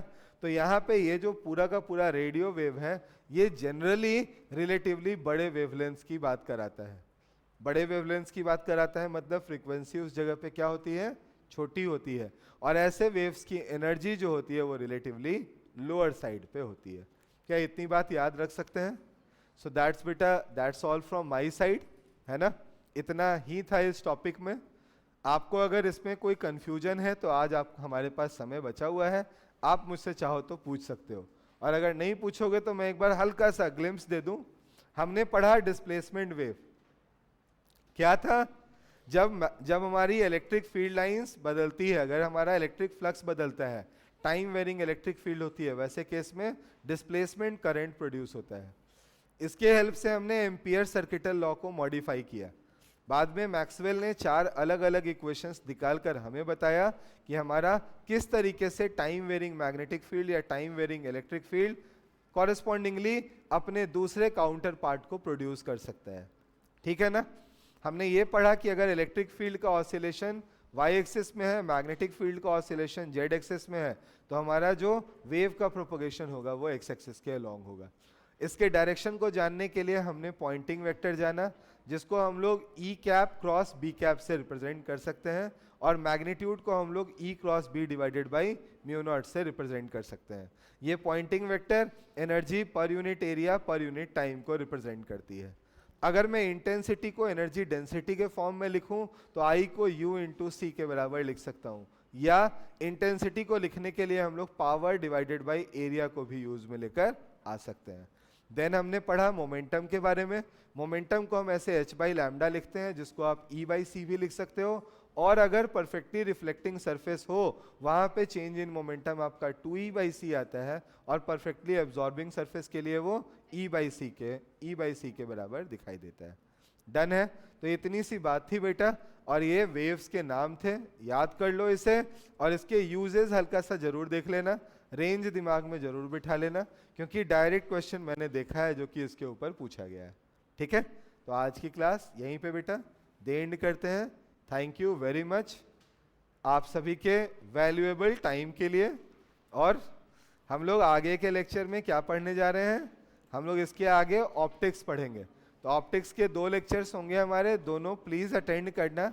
क्वेश्चंस तो उससे कम आते हैं, लेकिन 2 से 3 क्वेश्चन आप किसी भी साल एक्सपेक्ट जरूर कर सकते हो। आ नहीं रहे हैं उतने क्वेश्चंस, बट आने के चांसेस रहते हैं, क्योंकि टॉपिक बहुत ब्रॉड है। ठीक है, so okay, thank you everyone, thank you very much.